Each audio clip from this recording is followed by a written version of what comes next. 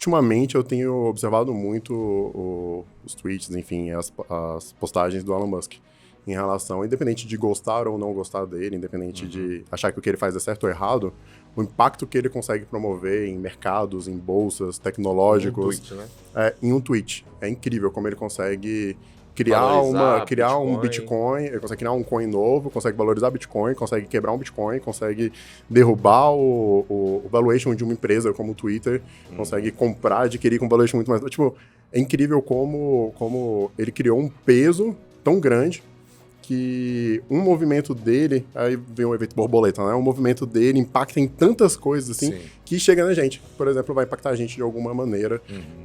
Enfim, e eu acho incrível, assim, a forma como um dominó vai caindo e vai derrubando tudo na sequência, assim, como a energia vai passando, né?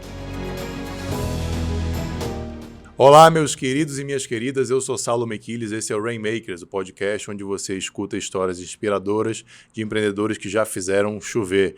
E hoje eu estou aqui com 2 grandes empreendedores, os caras que estão levando a empresa deles de faturamento de 1 milhão para 100 milhões em 4 anos. Eu acho que você vai querer ouvir essa história. Rodrigo, Rafael, Rodrigo. Rodrigo, Rafael. Aí, acertei. Porra, um prazerzão estar aqui com vocês. Estava tentando já há um bom tempo, né? E aí as agendas finalmente casaram. Obrigado por estarem aqui. Quem que é o mais velho? Eu sou o mais velho. Então começa você. Tá. Quem é Rafael? Cara, eu sou Rafael Janesini, muito prazer e obrigado pelo convite. Formado em sistema de informação, né? Então passei minha vida quase inteira desenvolvendo um sistema para banco. Então, sei lá, sistema da Caixa Econômica, Banco do Amazonas, BRB. Morei um tempo, por exemplo, no Nordeste, implantando o sistema do Banco do Nordeste. Morei em Fortaleza, enfim. Então, tem uma veia bem tech. Né? Então, assim, 100% tech. Achava que eu nunca ia precisar lidar com gente. Afinal, eu lidava com o computador, né? E hoje está aí, né? Com mais de 300 colaboradores. Bom, eu sou o Rodrigo, diretor de operações da Cidadania For You, né? E, cara, também vim da parte de tecnologia e muito engraçado, porque, assim, quando eu tinha ali meus 16 anos, eu fiz sistema de informação... antes de fazer sistema de informações, eu fiz técnico em telecomunicações. Eu sempre pensei em tecnologia porque era a forma mais viável de eu não ter que comunicar com pessoas. Vocês dois, então, tinham essa vibe. E aí eu sempre fui, cara, como que eu faço pra não ter que falar com ninguém? Pô, vou falar com o computador, faz muito mais sentido. Eu vou dizer que eu tinha um pouco essa vibe também, quando era adolescente, assim, tipo... Eu gosto, não cheguei a fazer uma faculdade na área de tecnologia, mas é meu background, com certeza. Mas a coisa foi mudando no meio do caminho ali, durante a faculdade. Comecei a conhecer muita gente e tudo mais, enfim, trabalhei em concessionária, trabalhei em fábrica de software, sempre na área de tecnologia. E eu comecei a gostar tanto de pessoas, de experiência, de cultura, que aí eu comecei a virar líder de vários projetos de tecnologia, que exatamente era como lidar com pessoas entregando produtos. Então eu passei a lidar mais com gente sobre a ótica de tech, né? Então o mundo deu umas voltas aí bem interessantes. São os aprendizados da vida, né, cara? E aí vocês têm hoje a empresa chamada Cidadania For You. Quem quer fazer o pitch? Cara, eu posso fazer, né? A gente é uma empresa, né, que a gente ajuda as pessoas a fazerem o reconhecimento da cidadania italiana, cidadania portuguesa e, mais recentemente, cidadania espanhola. Então, basicamente, nossos clientes são pessoas que têm lá um avô, bisavô, trisavô, que veio de algum desses países, mas que não tem muita ideia de onde estão as documentações, o que precisa ser feito, e a gente é uma solução super completa. Então, a gente tem tudo, desde time de genealogia, a tradutor juramentado, advogados, enfim. Então, basicamente, o cliente nos contrata, a gente libera para ele um acesso ao nosso app. Então, a gente fala que a gente é uma cozinha de vidro, o cliente acompanha em tempo real tudo que está sendo feito. E a gente vai lá e faz pesquisa genealógica, acha a documentação dele e tudo mais. E no final, ele vira um cidadão europeu também. Então, por exemplo, eu e o Rô, nós somos brasileiros, né? Nascido aqui no Brasil, mas nós também somos italianos, né? Nós também somos europeus. Então, eu e ele, a gente tem passaporte italiano, a gente pode morar em qualquer país da União Europeia, sem precisar de visto e tudo mais, porque nós somos europeus, né? Então, abre a porta do mundo. Conseguimos ir para os Estados Unidos, não precisamos de visto. Tem várias facilidades, sabe? Com o passaporte. E aí, o grande lance da Cidadania For You é a gente conseguir fazer isso usando tecnologia. Então, que é a nossa veia. Então, isso foi o nosso diferencial. Todas as outras empresas fazem isso de maneira arcaica. O cara faz, da mesma maneira que faz de um processo, faz de 2, de 3, de 4, de 5. Tipo despachante ali. Despachante, tem uma planilhazinha ali no computador, controla. A gente não. A gente desenvolveu uma plataforma né? Então, antes foi 2018 inteiro desenvolvendo a plataforma. Então, por isso que a gente começou a rodar só em 2019. E aí, essa plataforma, ela orquestra os processos dentro de diversos times. Então, pensa que cada processo de cada cliente é único. Cada processo é único, cada processo de cidadania é único. E como é que você escala algo que é único? É muito difícil escalar. E burocrático, né? Burocrático pra caramba. Muita regra. Cara, se o cara é casado, divorciado, se tem filho, se não tem, o filho nasceu dentro do casamento, nasceu fora. Então, 1 milhão de regras que a gente tem que avaliar. Se ele declarou ou não. Se ele é o declarante, se ele foi lá no cartório, porque às vezes quem vai no cartório declarar o nascimento do filho, muitas vezes é só o pai. Pô, mas nasceu fora de um casamento e a mãe? A mãe não declarou, a gente tem que... Enfim, tem uma série de regrinhas que a gente tem que analisar. Super burocrático. E a nossa plataforma faz isso. Então, ela, além de ela orquestrar entre várias pessoas, né? A gente também tem uma plataforma para fazer esse tipo de análise de forma preditiva. Então, a gente consegue já pegar algum possível erro, né? Então, na nossa análise, e daí a gente já consegue corrigir a documentação. E o que a gente ganhou com isso? A gente hoje deve ter na nossa base, sei lá, total, mais de 20 mil clientes que a gente tá fazendo o processo, ou que a gente já fez o processo, né? E 100% de aprovação até hoje. 100%? 100%. A gente não pode garantir 100% de aprovação. Ninguém pode, porque não é a gente que julga. Claro. Mas até hoje a gente nunca perdeu nenhum. Caramba. Então a gente é muito rigoroso na documentação. Então a gente vai lá, a gente corrige, faz certificação e tudo mais. Então até hoje 100% dos clientes, né, que passaram lá pela cidadania For You tiveram a cidadania reconhecida ou estão no caminho para ter a cidadania reconhecida. Tá, aí deixa eu fazer uma pergunta para vocês. Eu sei, meu caso concreto, tá? Legal. Eu sei que eu tenho um avô que é filho de holandês, eu tenho uma avó que é filho ou neto, descendente, né, de português, e eu sei que tem um que é de indígena, então isso não tem cidadania, e tem outro que talvez seja italiano, a gente não sabe. Aí eu chego lá, falo com vocês vão fazer essa pesquisa por mim? Eu não tenho nada, eu não tenho documentação, essa é a única informação que eu tenho. Tem duas formas possíveis de fazer. Quando você sabe mais ou menos quem é o seu avô, seu bisavô, enfim, qual é a originalidade para o caminho que você quer seguir, por exemplo, você quer fazer cidadania italiana, você tem uma noção que é, exemplo, o pai da sua mãe. A gente sabe quem a gente tem que pesquisar. Tá. E a gente vai e faz toda essa pesquisa genealógica para poder encontrar essa pessoa especificamente. Mas a gente tem outros clientes que não sabem nada, mas tem um sobrenome, que parece o caso, tem um sobrenome que, poxa, obviamente é um sobrenome estrangeiro, como é o nosso caso de Anesini. É um sobrenome tipicamente italiano. O meu é Michilis, aí, cara, esse parece muito italiano, mas muito italiano. Pode ser grego também. Tem uma zona ali. Isso. E aí o pessoal pega e fala, pô, eu queria fazer uma investigação genealógica. O que é investigação genealógica? Cara, eu quero que você olhe enfim, as gerações acima da minha, meus avós, bisavós, trisavós, sucessivamente para encontrar quais são as possibilidades de cidadania que a gente tem. E a gente já teve alguns clientes que fizeram isso, e teve clientes que ao longo dessa jornada encontraram que poderia ter italiano, e teve cliente que encontrou que poderia ter italiano, português e espanhol. Vai ter um que tá fazendo 2 processos. Ele não sabia que era europeu. Ele pode ter? Pode ter. Então ele vai ter 3 passaportes. Vai ter o passaporte brasileiro, italiano e português, no caso. Existia uma lenda no Brasil que se você tivesse uma outra cidadania, você perderia a brasileira. Existia uma regra que poderia ser que você perdesse a brasileira por N coisas, mas isso não se aplica à cidadania originária. No caso, filho de italiano você não escolheu isso, você apenas reconheceu isso, é diferente. Exatamente, tem uma regra na Constituição que eu não diria que é uma lenda, né? É que as pessoas interpretam errado. Isso. Mas caiu, tá?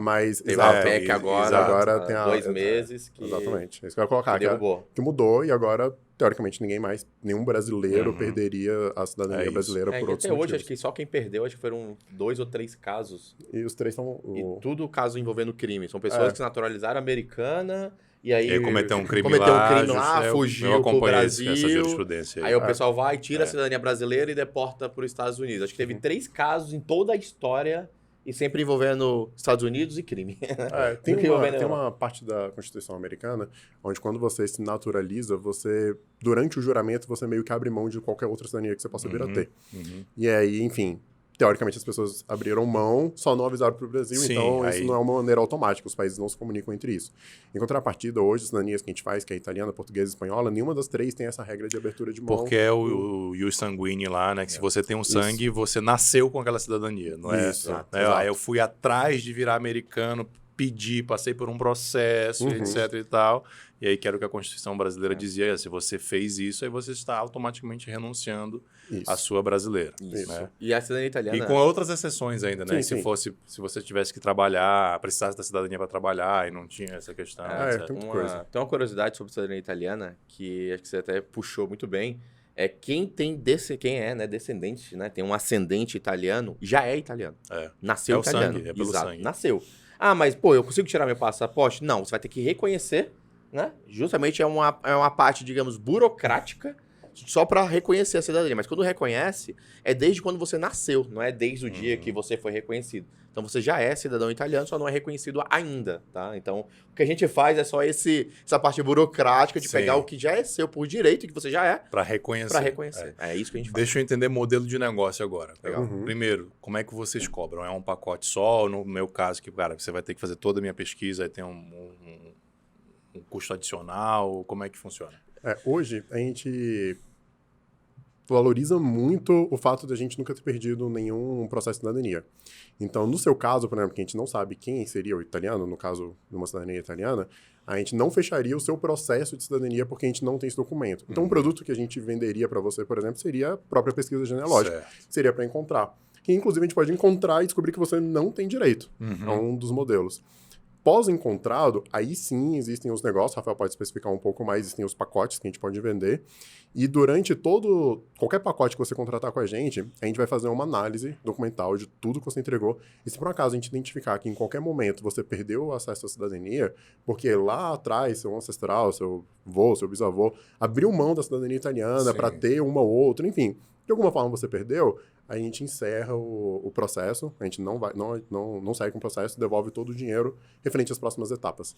Entendi. Então tem uma cobrança por etapa. É isso. Isso. Hoje, da gente descobrir que o cliente, de 20 mil clientes, cara, acho que deve ter uns 15, assim, a gente descobriu que não tinha direito e todos eles já sabiam. Então, basicamente, eles tinham contratado alguma empresa em algum momento, alguma assessoria, eles viram que não tinha direito e falou, cara, vamos pegar uma segunda opinião, contrataram a gente, mais um pouquinho, a gente olhou e falou, olha, infelizmente vocês não têm direito. Ah, não, a gente já sabia. É muito raro a gente pegar um caso de alguém que que tenha perdido o direito, alguma coisa assim, né? Isso é bem difícil. Deixa eu fazer uma outra pergunta para vocês.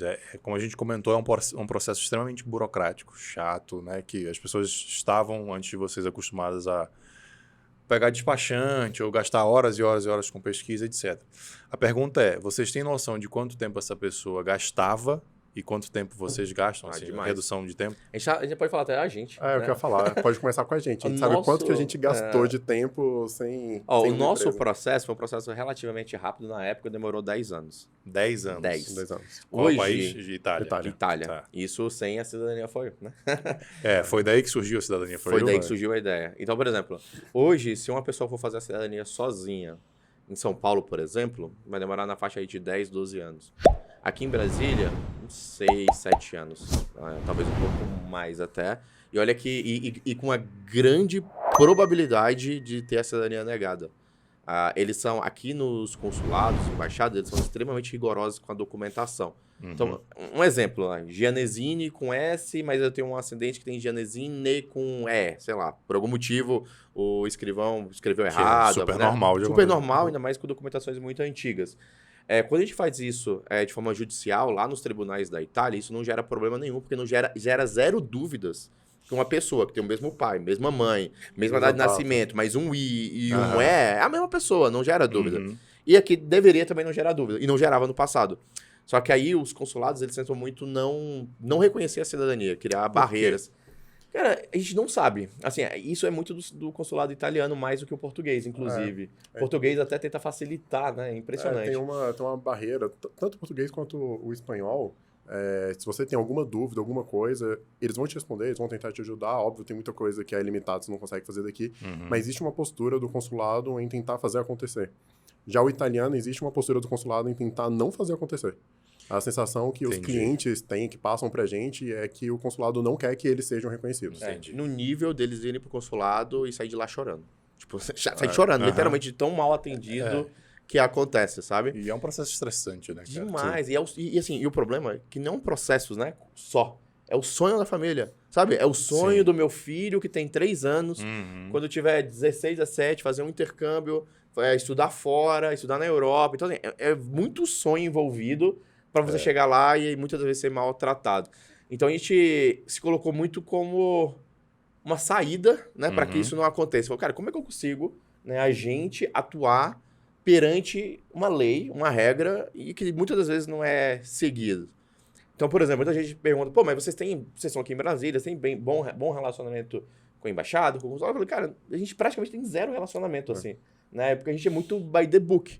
Então, Eu acho que eles devem, imagino que eles devem gostar muito de vocês, pelo que vocês estão falando, vocês entregam tudo pronto. Mas assim, se Então. o consulado, por acaso, não for seguir alguma regra, a gente vai, pega nosso advogado italiano e manda notificar. Tipo assim, olha, notifica porque você não Acho que está eles não cumprindo a gostam regra. muito da gente, não. Então, acho que acho que não. tem esse lado aí. Mas tem um respeito, pelo menos. Não, sim, eles sabem que o que a que gente vocês faz estão Tem que fazendo sair tudo tudo certo, é mais. uma empresa Tudo sério. séria e tudo mais. Mas né? é porque hoje existe uma legislação para o funcionário público italiano que é muito forte, muito pesada sobre ele cumprir ou não alguma regra. Certo. E quando a gente tenta fazer algum tipo de ingresso e que alguma parte da administração pública italiana tenta impedir isso e não está completamente baseado na lei, os nossos advogados notificam. A gente manda uma edifida, que é como se fosse uma extrajudicial. uma notificação extrajudicial. E aí eles têm que justificar o porquê disso, e eles veem que a assinatura é de um advogado italiano e tudo mais, e aí a coisa flui. Então, Entendi. eu não diria que O flui poder da assinatura de um advogado, eu já Demais, vi muito isso, eu já falei muito para meus Exato. clientes, falei assim, cara, deixa eu fazer uma notificação extrajudicial assinando com a minha OAB. É diferente. Infelizmente, Sim. a gente sabe que o comportamento das pessoas muda, infelizmente. E assim, e a maioria dos clientes, né, a maioria das pessoas que fazem o reconhecimento da cidadania por conta própria acaba sendo leigo em relação às regras, né? Não vai estudar regra do direito italiano e tudo mais ali na... Não tem como. Não tem. Então, a gente mesmo, tem né, muita usa regra, os né? advogados, tem muita regra. Então, a grande vantagem é essa. Então, a gente vai lá, pô, não tá cumprindo a lei, a regra, a gente vai lá e notifica e explica qual é a regra. Olha, você não tá cumprindo, a regra é essa, segundo o artigo tal, você tem que demorar no máximo tanto dias e já passou. E aí? Tipo, qual a justificativa? Ah, não, a gente tá fazendo agora, desculpa, papapá, geralmente faz. E geralmente faz. Até hoje a gente nunca precisou judicializar, mas se precisar também a gente judicializaria. A gente nunca precisou, mas exatamente pelo fato de a gente estar pronto para fazer, nunca precisou. Acho que esse é o ponto. Cara, vou fazer uma pergunta com uma afirmativa que é bem sincera. Legal. Parece pouco crível que uma empresa que faz o serviço que vocês fazem vá faturar 100 milhões de reais. O que vocês se devem? O que vocês devem isso, assim? O que vocês acham que é o grande diferencial? Eu já entendi a tecnologia em termos do processo, mas da porta para fora, mas para dentro, assim, em termos empresariais. Para dentro, vamos lá. Acho que da porta para dentro, acho que com certeza a tecnologia também entra, porque sem ela é impossível. Olha, hoje a gente está com quantos colaboradores? Quase 400, 370 e pouco. Cara, como é que você orquestra... Mas tem 55 vagas home abertas. Office? Muitos home office, mas muitos presenciais. A maior parte presencial, a maior parte em Brasília. E 55 vagas abertas. 55 vagas abertas. Como é que você orquestra, né, essa quantidade de pessoas executando processo de, sei lá, 10 mil famílias de maneira orquestrada, seguindo todo um workflow, cada processo sendo único, né, e que a gente ainda consiga ter 100% de assertividade? Acho que o grande segredo foi... acho que tem alguns pontos, né? Primeiro, a nossa tecnologia, obviamente, que é um dos nossos pilares. Segundo, é o processo que a gente criou. Então, esse processo que usa a tecnologia mais as pessoas. E eu acho que o terceiro pilar seria, de fato, as pessoas, assim.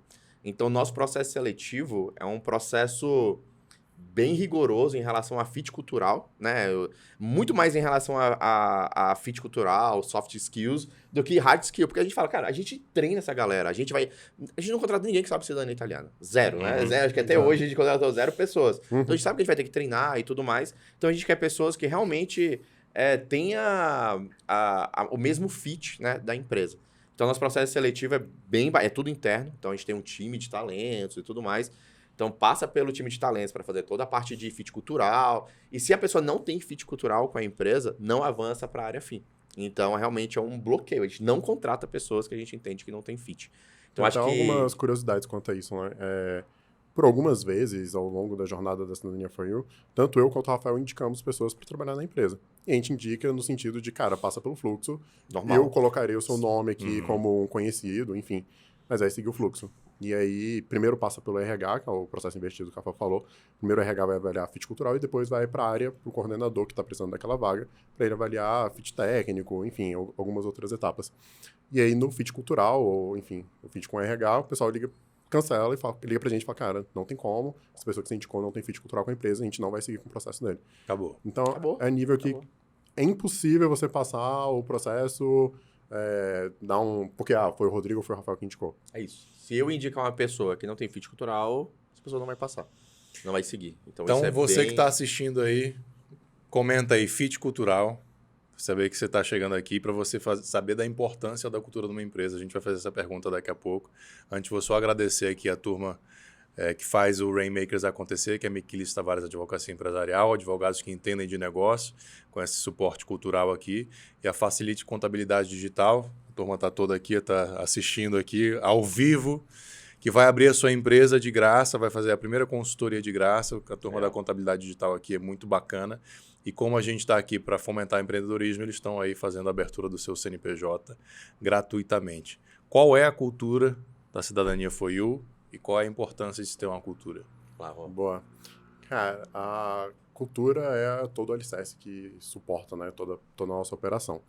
A gente nasceu para ser a maior empresa. A gente não nasceu para ser mais uma empresa. Certo. Então, desde quando a gente nasceu, a gente colocou toda a parte de tecnologia, toda a parte de procedimentos voltados a ser a maior empresa.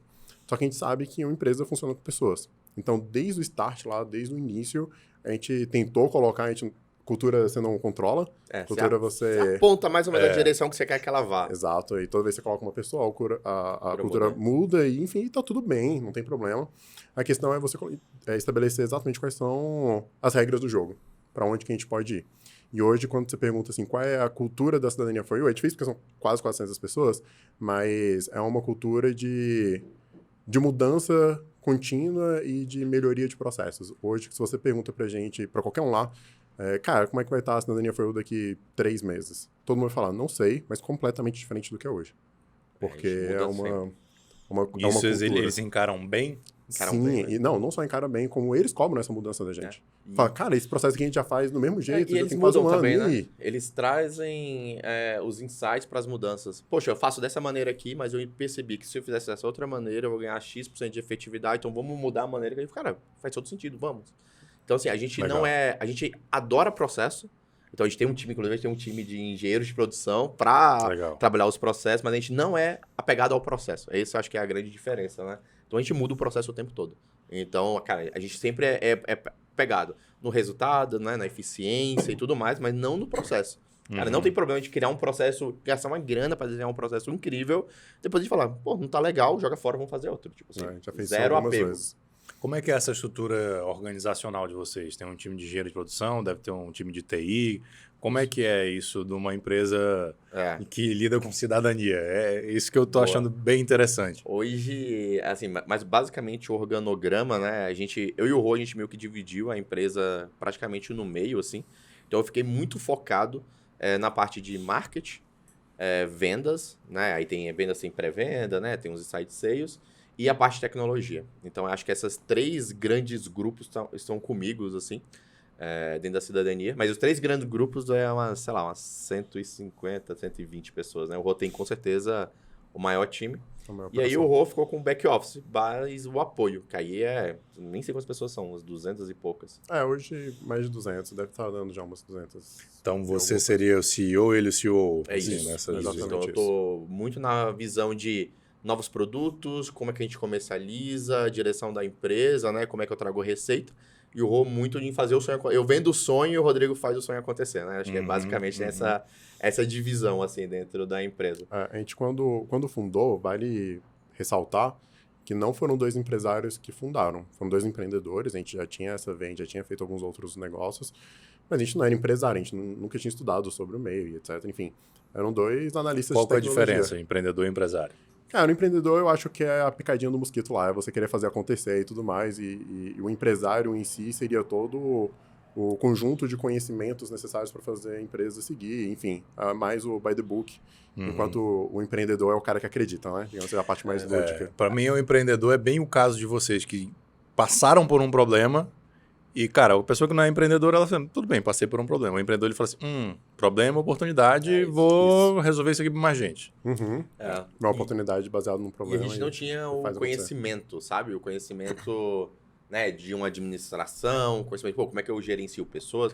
Então, eu lembro que no começo a gente tinha dúvida de como eu contrato, né? Como é que eu contrato? Eu vou no Facebook e publico uma vaga? Tipo, como é que eu acho as pessoas para poder...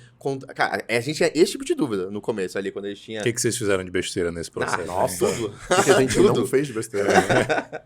Cara, acho que errou demais, nossa. No começo. A única coisa que a gente sempre valorizou muito e nunca errou foi em infringir a lei. Então a gente sempre pagou tudo dentro enfim... Impostos e tudo mais. Todos os impostos, todas rigoroso. as folhas rodaram direitinho. Mas eu quero saber dos erros. rigoroso. O bonitinho tá tudo bem. Eu quero dentro da cozinha. Vamos lá, contratação. A gente contratou muito errado no começo. Então, no começo a gente não fazia essa parte do fit, porque, cara, a gente nem sabia qual era a cultura da empresa. Claro. Nem tinha, né? Normal. Então a gente contratava pessoas que não tinham zero fit, que brigavam com outras pessoas, que, cara, não fazia nada, não fazia nenhum sentido de estar na empresa, e elas continuavam na empresa. E cada vez que elas faziam mais coisas erradas e que não eram punidas de certa maneira, aquilo virava a cultura da empresa. Então, no começo, a cultura da empresa estava andando num caminho, tipo, que não fazia o menor sentido, assim, que a gente não gostava. De pessoas que falavam alto. Pô, a gente nunca falou alto. A gente nunca foi de gritar. A gente nunca foi... Assim, a gente sempre foi muito racional. Mesmo trabalhando com cidadania italiana, nunca se falou alto, né? Você pode até gesticular a mão, mas... Gesticula alto, né? Grita com a mão, né? Grita com a mão ali. Agora, gritar e tudo mais, a gente nunca achou isso sempre inaceitável, assim. E a gente começou a pegar, assim, no primeiro ano, pessoas gritando contra as pessoas. A gente falou, cara, o que tá acontecendo? Por que vocês não gritam? Ah, porque chegou, não falou bom dia. Porque... A gente falou, cara, não, calma aí. A gente ficava tentando muito apartar e tentando conciliar. E depois a gente entendeu que tinha pessoas que não faziam parte da cultura que a gente queria, né, impor na empresa, que a gente queria que a empresa seguisse e tudo mais. E aí eu acho que foi vários erros, né? De contratação, acho que foram os piores. A gente contratou muita gente errada.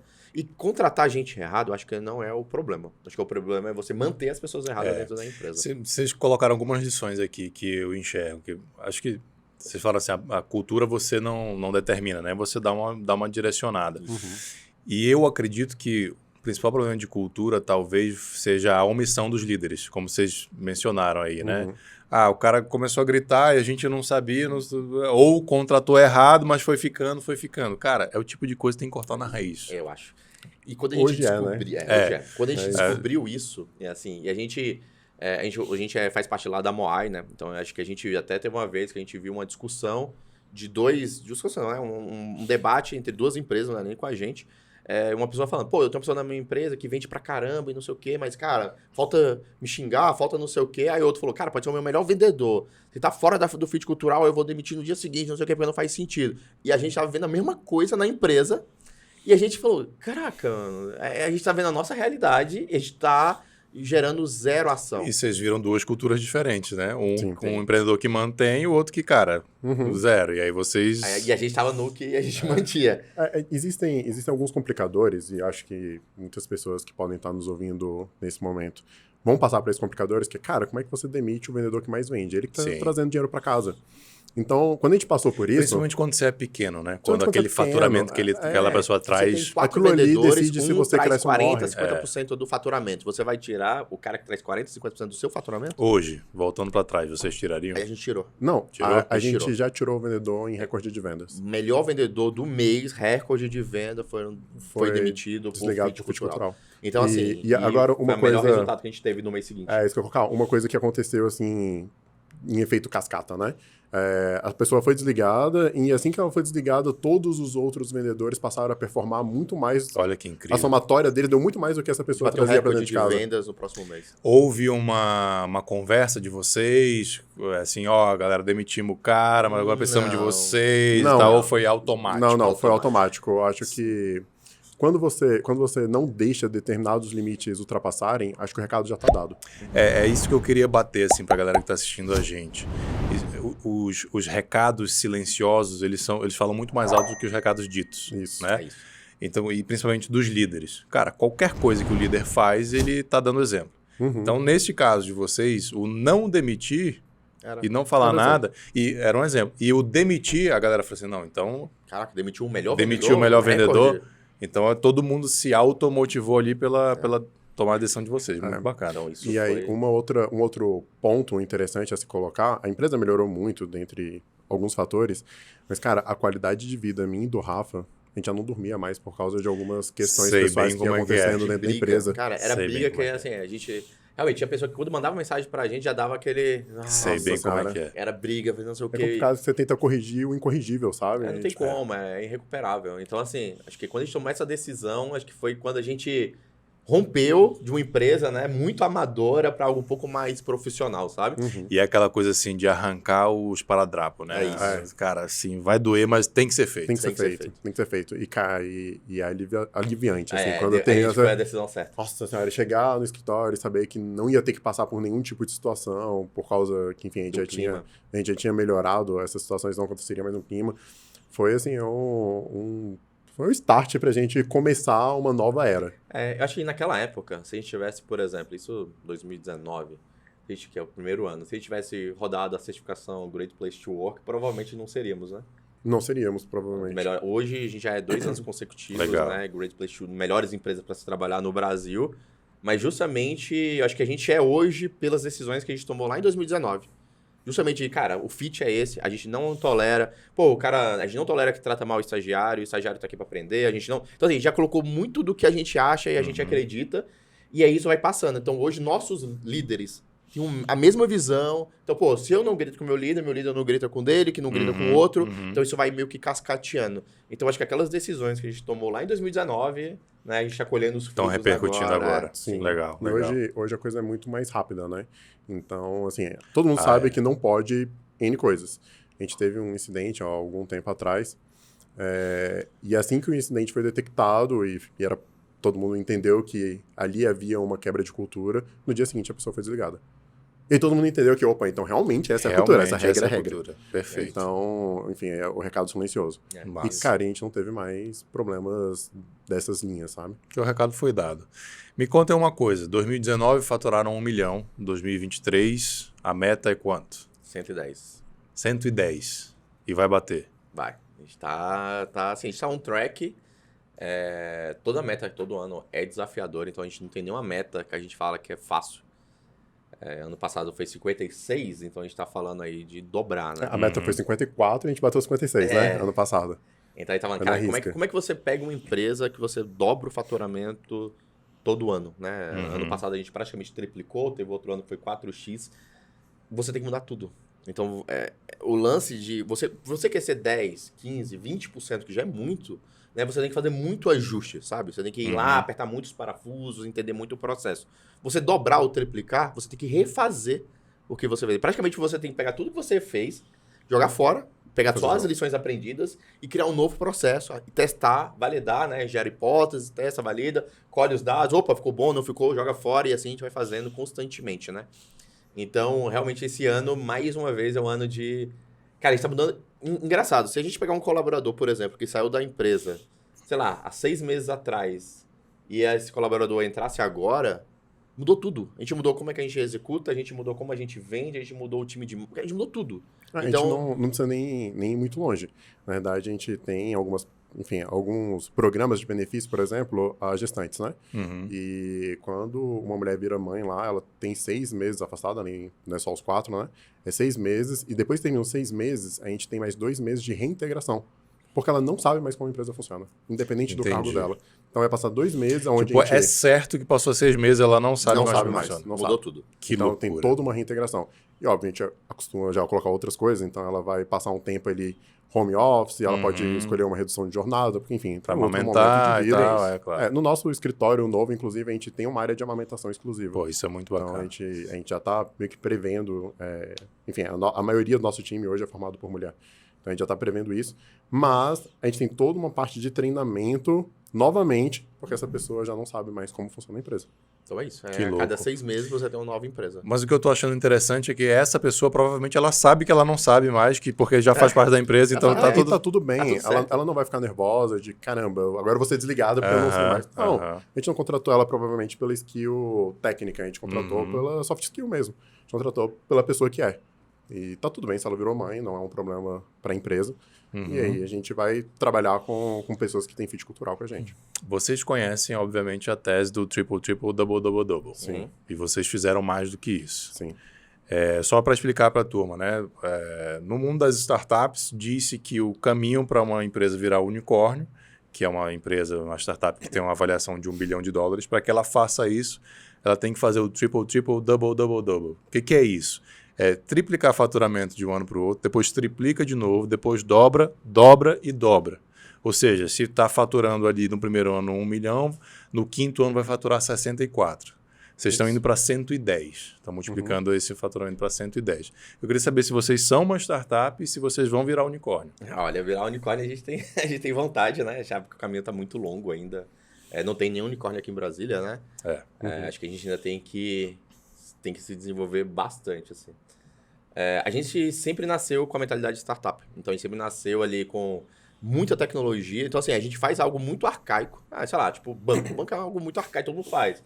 Mas o Nubank disruptou a maneira, né, de não ter agência e tudo mais. Enfim, disruptou como é que funcionava o banco. E a gente quis fazer muito isso com a parte de cidadania. Pô, todo mundo faz de uma maneira. A gente falou, cara, como é que a gente faz de uma maneira que ninguém tá fazendo? Como é que a gente faz com escala?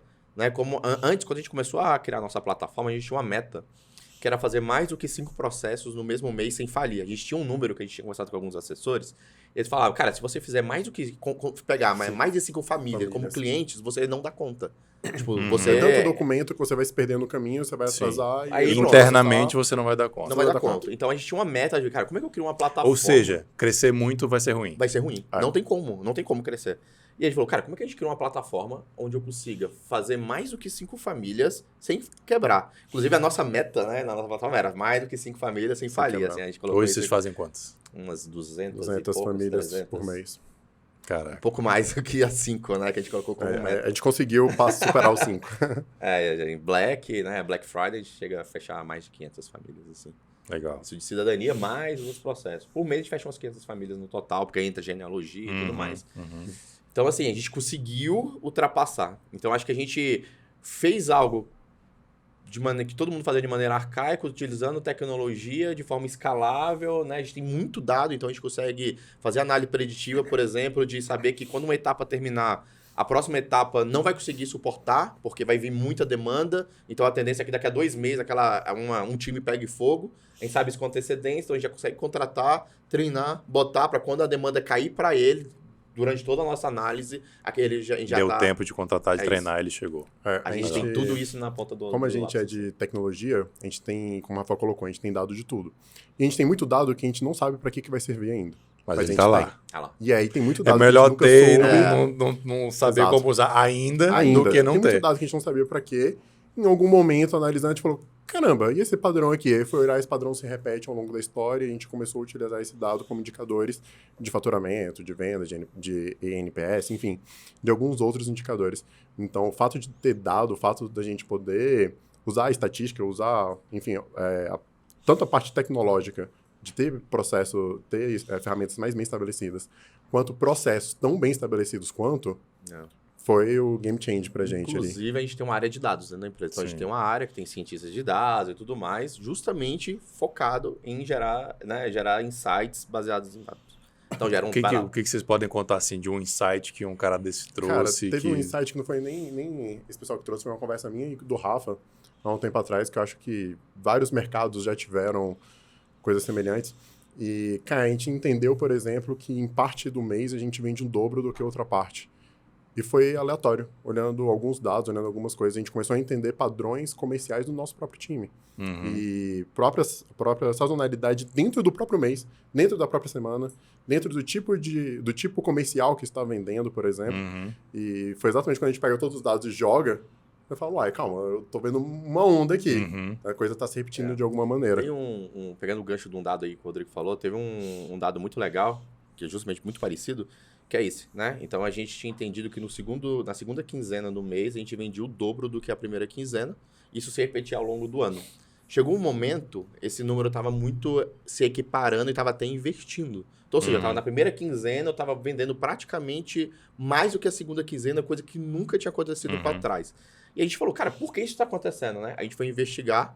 Então a gente descobriu que tinha uma vendedora especificamente, estava fazendo um montinho para que a galera, depois que batesse a meta, parasse de vender. Então o cliente queria pagar, ela, não, mês que vem você paga. E não fazia, porque já tinha batido a meta para o mês que vem, pra acumular pro próximo mês. Cara, aí foi totalmente desvio de fit cultural, blá, blá, blá, foi demitida, aí o padrão se voltou. Voltou normal, como é que era. Sim, é porque a primeira metade do mês não é que ela cresceu muito mais, é que a segunda metade deve ter caído. Não cresceu, isso. Exato, a segunda caiu, foi... Exato, a segunda metade do mês ela é o dobro da primeira, pelo menos. Tá. E aí, quando a gente viu que a segunda tava o mesmo tanto para menos, a gente falou, Então, o dado ajudou a gente a pegar uma situação que a gente não teria pego se a gente não tivesse o dado, porque a gente ia ver pelo faturamento. Sensacional.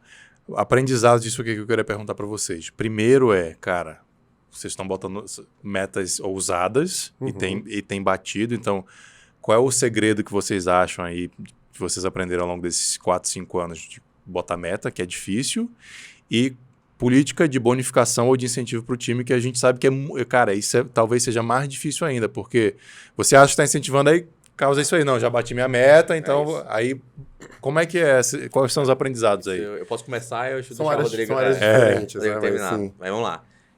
Meta é algo que a gente sempre teve desde o começo. Acho que eu particularmente, o outro também, é muito focado em meta, até meta pessoal. Pô, exemplo, eu treinava jiu-jitsu porque eu queria ganhar X medalhas no ano. Então a minha meta era ganhar medalha. Então, para isso, eu tinha que fazer jiu-jitsu, eu tinha que fazer academia. Então, eu tinha sempre tive metas claras. Até o norte ali. É isso, porque senão eu fico à deriva.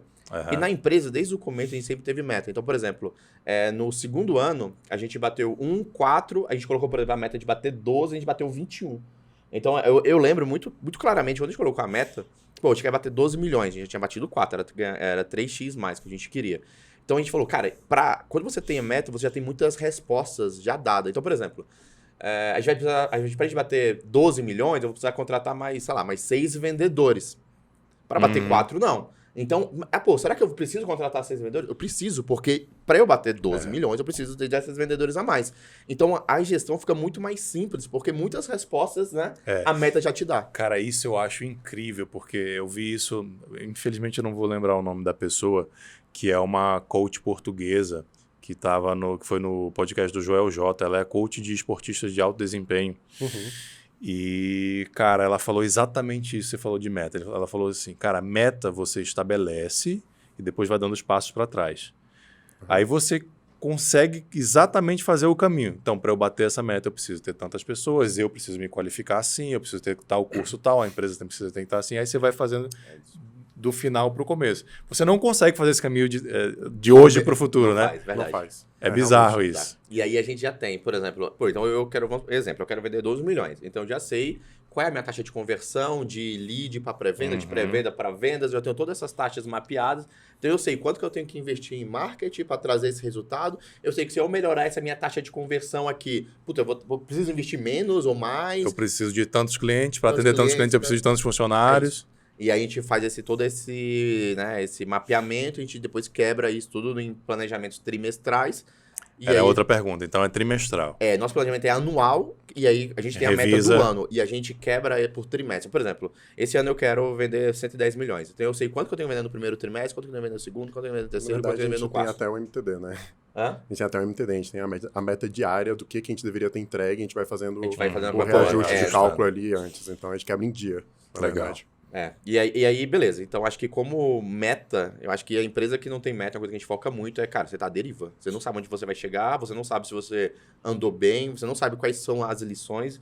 E, exemplo, vamos supor que no pior cenário, esse ano a gente falou que ia faturar 110 milhões, faturamos, 100 milhões, por exemplo. Por que a gente não bateu os 110? Né? Acho que se eu não tiver uma meta, ano passado eu faturei 56, esse ano eu faturei 100, o resultado é maravilhoso. Lógico. Incrível, batemos, maravilhoso. Mas agora, com a meta, eu vou falar, por que eu não bati? Não, porque eu errei aqui, porque a gente cometeu esse tipo de erro. O resultado não deixa de ser maravilhoso, mas você vai olhar de uma outra maneira, né? E aí a gente vai comemorar, com certeza, mas a gente vai olhar justamente todos esses indicadores pra gente entender aonde ou às vezes também a gente errou na meta. Falou, caraca, a gente botou uma meta que a gente não era impossível a gente alcançar pela estrutura que a gente tinha na época. Então isso também vai ajudar pra gente definir a meta do próximo ano.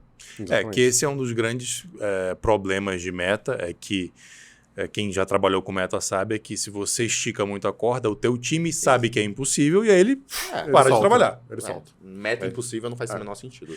Esse é que é o ajuste, né? Esse é o Mas ajuste. uma coisa interessante na meta, desde os primórdios lá, quando a gente tinha uma meta de faturamento e a gente ia desdobrando em diversas, hoje a gente faz um planejamento estratégico, a gente sabe exatamente quais são as estratégias que cada diretoria deve tomar, enfim, se tornou uma parte mais robusta.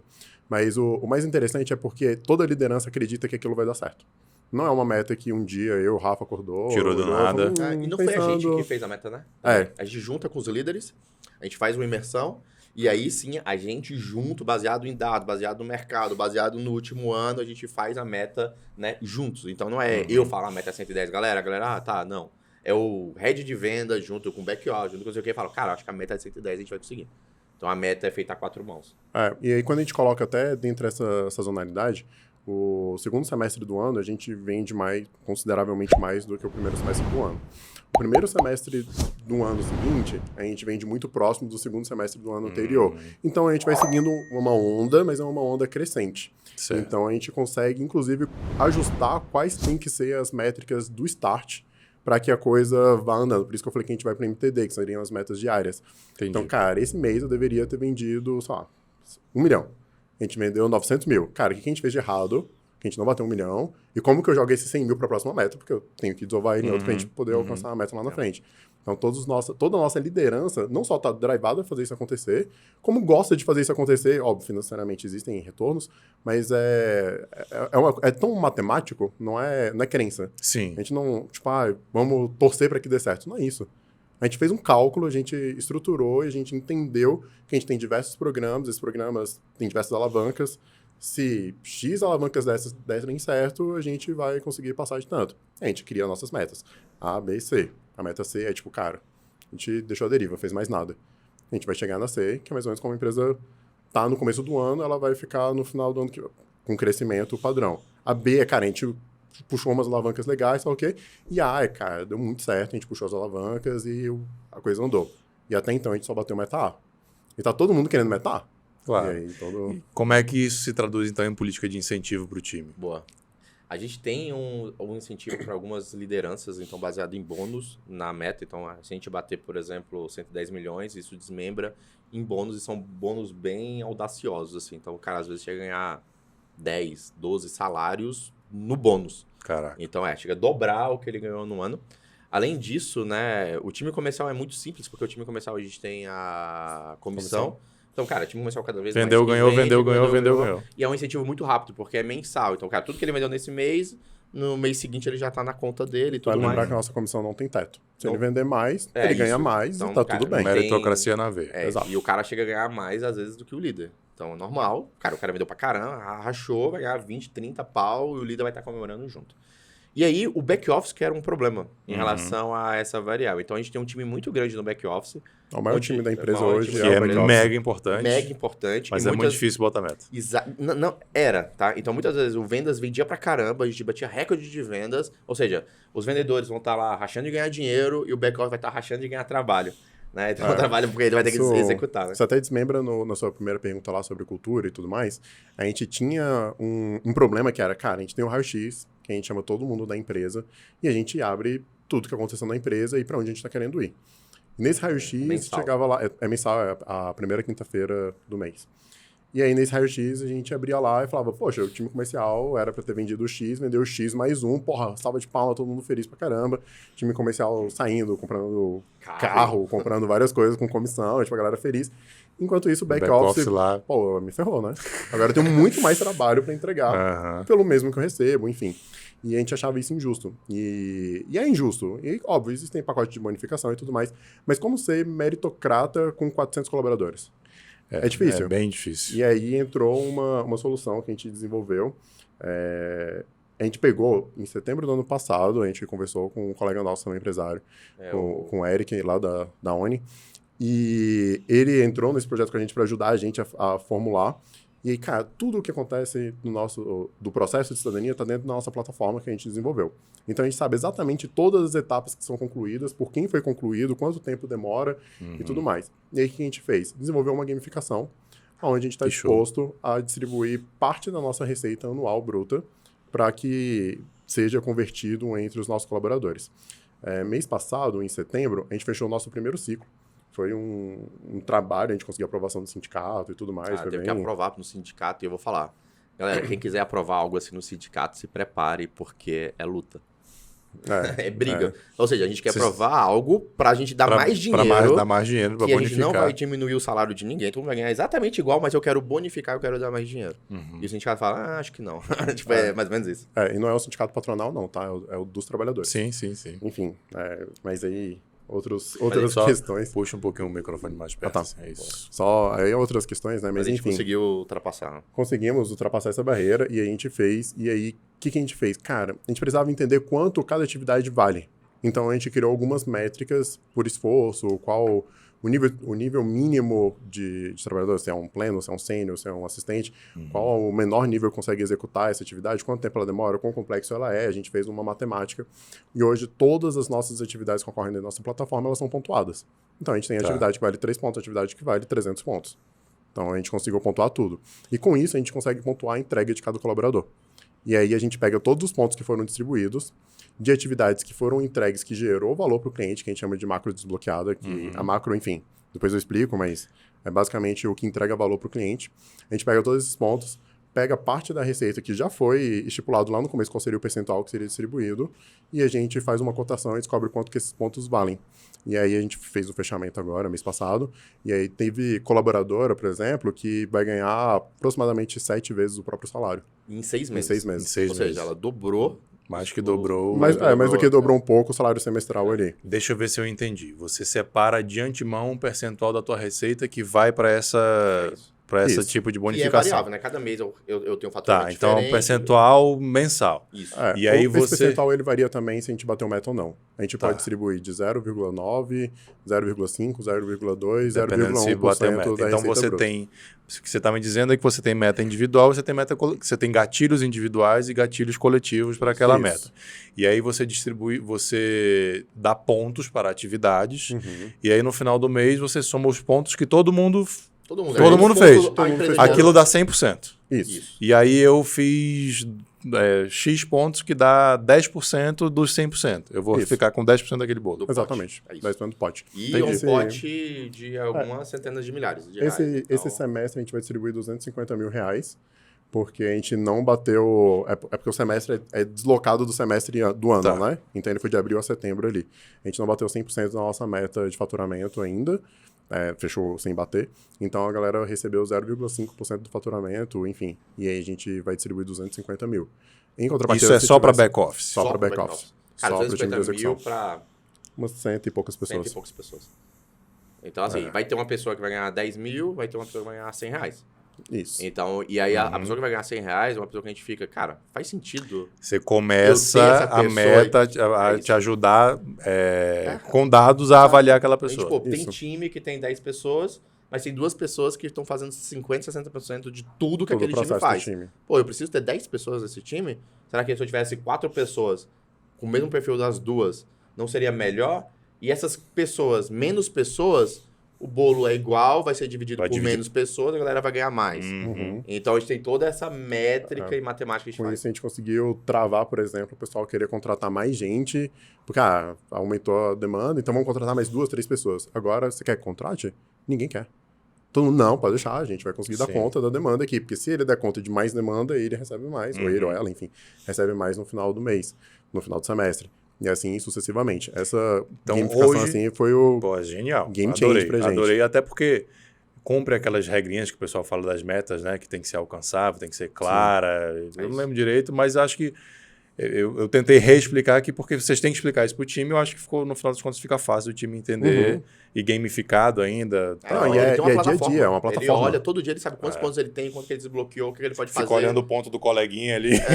E rola muito. Lógico que rola. Então, até quando você chega nos times, o pessoal sabe, pô, o Rafael teve mais ponto que eu, o Rafael tá melhor. Aham. E a própria galera já começa meio que se ranquear e tudo mais, Tem que enfim. comparar, né? Então a gente Como usa isso que pra vocês engajamento. fizeram para resolver o problema daquela vendedora que segurou a onda? Desligou. Não, mas e aí? Vocês mudaram alguma estratégia na meta para uma outra pessoa não fazer isso? Não. Aí a gente analisa os dados. Então, se em algum momento a gente acompanhar e ver que, cara, que aquele dado tá acontecendo parecido, a gente vai tentar entender se há alguma situação parecida. Todo mundo agora já está sabendo que vocês sabem descobrir isso. É porque não foi uma pessoa que descobriu como hackear o sistema, diga-se de passagem. Tipo, a lógica que essa pessoa utilizou não é uma lógica que traz uma vantagem financeira. Era apenas uma pessoa extremamente influente entre o time. E na hora que a gente pegou, e foi no começo, no primeiro ciclo que deu, a gente desligou uma pessoa e outras 2, 3 pessoas que estavam seguindo, a gente advertiu. Cara, nunca mais repetiu. E a gente, quando a pessoa bate a meta, a gente tem um incentivo de 50% a mais de tudo que ela vender acima da meta. Então ela tem meta infinita. Ela tem comissão infinita. Então, depois assim, que ela bate, é melhor ela continuar vendendo. Porque ela ganha 50% a mais de tudo que ela já ganhou, entendeu? Entendi. Só que essa pessoa, ela queria segurar a meta, ela queria que a empresa faturasse menos, para depois ela tentar negociar, tipo assim, era uma artimanha. Então não era uma questão da meta em si, que ela se vendesse no mês seguinte ia ganhar mais do que se vendesse hoje. Não, e a pessoa batia a meta todo mês, então assim, ganhava muita grana. Era para tentar uma barganha. Isso. Era uma tentativa, sei lá, de repente aumentar o percentual que a gente distribui de comissão, de repente alguma coisa do gênero. Entendi. Mas... zero sentido. É uma lógica que traz problemas financeiros para a empresa e para o colaborador que executa. Ela ganhava menos dinheiro. O que ela fazia era pior para ela e era pior para a empresa. E os colegas que estavam seguindo também era pior para eles. Aí eles foram advertidos. Então a gente desligou uma pessoa, advertiu os outros, todo mundo entendeu que, caraca, não fazia sentido, estava completamente errado. E voltamos pro padrão, né, que a gente tem. E os dados a gente tem que estar lá, né, sempre... A gente fala que a gente sempre tem que ter o dedo no pulso ali, né? Sempre tem que estar sentindo o batimento ali. E como é que a gente faz isso? A partir de dados, né? Dashboards que a gente tem, né? O BI e tudo mais. E outra coisa que eu e o Rafa gosta de fazer bastante para poder sentir a operação é que a gente nunca teve sala. O nosso escritório sempre foi open office, todo mundo pode sentar com todo mundo. As squads que precisam, por algum motivo, executar algum projeto, algum trabalho. Explica o que é uma squad. Isso é muito natural para vocês, né? Mas a galera que está ouvindo e assistindo a gente talvez não entenda o conceito. Verdade. A gente tem alguns times dentro dos nossos times que executam determinadas funções específicas. O que é isso? Poxa, a gente está começando um novo projeto onde eu preciso de um analista sênior, 2 júnior e um assistente. A gente monta esse time, isso a gente chama de um squad, e esse time vai desenvolver um projeto específico que é uma forma mais rápida de fazer cidadania espanhola. Não sei, alguma coisa do gênero.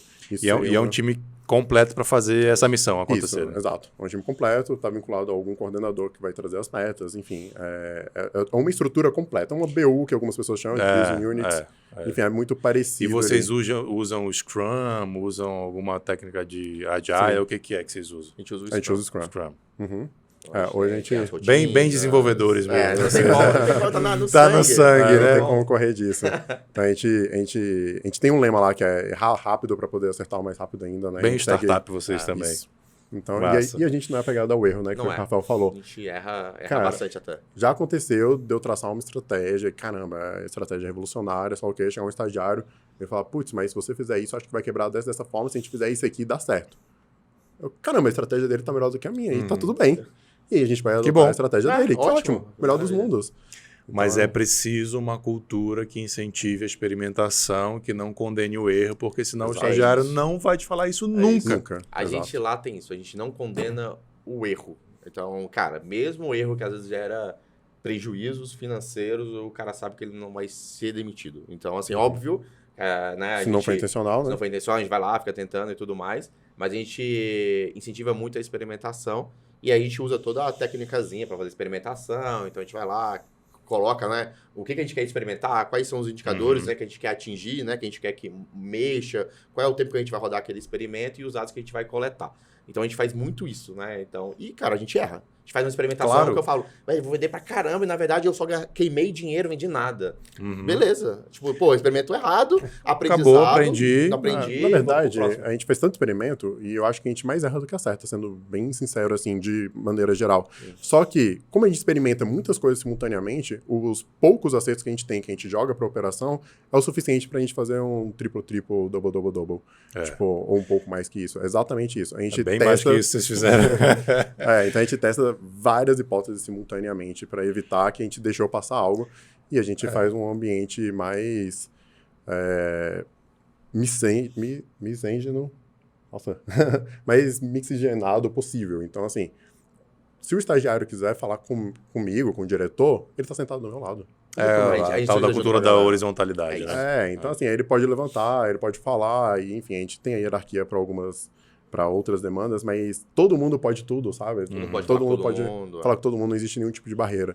E aí, quanto menos barreira tem, mais pessoas levantando a mão, propondo soluções que são mais inovadoras. Aí a informação flui, né?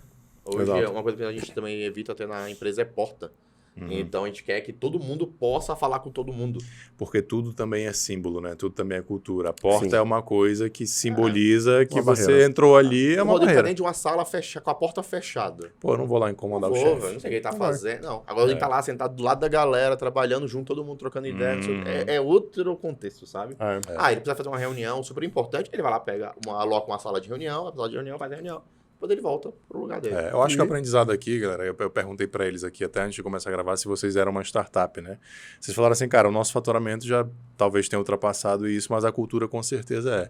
Eu acho que o aprendizado aqui é que para que você tenha essa cultura de inovação e de se reinventar a cada 6 meses, como vocês colocaram, para ter esse crescimento absurdo, é preciso que tenha um ambiente que seja permissivo à experimentação, à tentativa e erro e que não condene o erro, né? Não é que você vai premiar o erro pelo erro, você premia a experimentação e a inovação com a premissa de que, para inovar, para experimentar, vai errar, mas vai acertar. E aí você colocou que talvez em termos quantitativos vocês tenham errado até muito mais.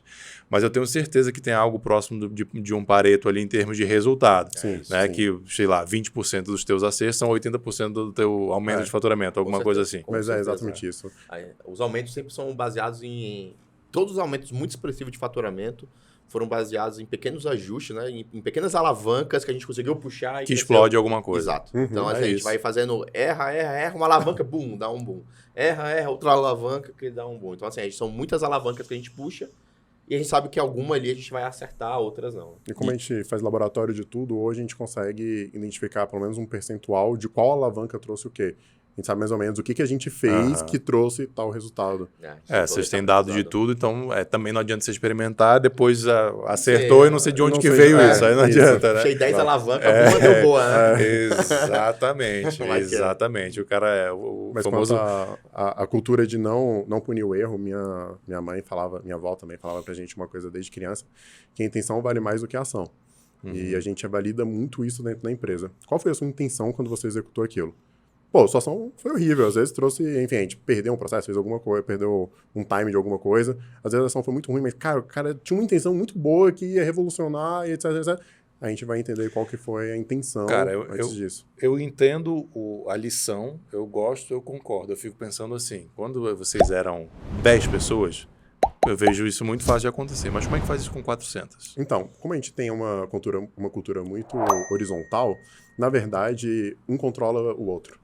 É muito mais simples, porque se você faz algo que impacta o seu time inteiro, na hora que o primeiro do seu time entende que você está fazendo uma coisa que não é tão legal, ele te trava, já joga pro coordenador no sentido de, cara, ó, o Saulo tá fazendo uma parada que, pô, a ideia é muito massa, mas eu acho que vai trazer um resultado ruim, a gente começa a controlar isso, e, enfim, a gente já consegue travar, então, por isso a gente nunca perdeu nenhum processo. Voltamos a gente pra consegue cultura, travar antes, exato. Então é uma cultura muito forte, muito próxima entre os colaboradores. E sobre a cultura, a gente vai meio que medindo. A gente tem uma pesquisa semanal de uma perguntinha que a gente manda para todo mundo.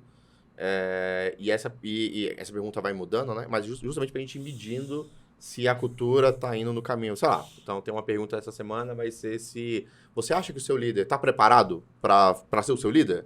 E aí é anônimo, o pessoal vai preenchendo. Aí tem outra pergunta de, o que você acha do ambiente? Você acha que é... E dali a gente vai pegando muito insight de, cara, como é que tá a percepção? Qual é o time que às vezes...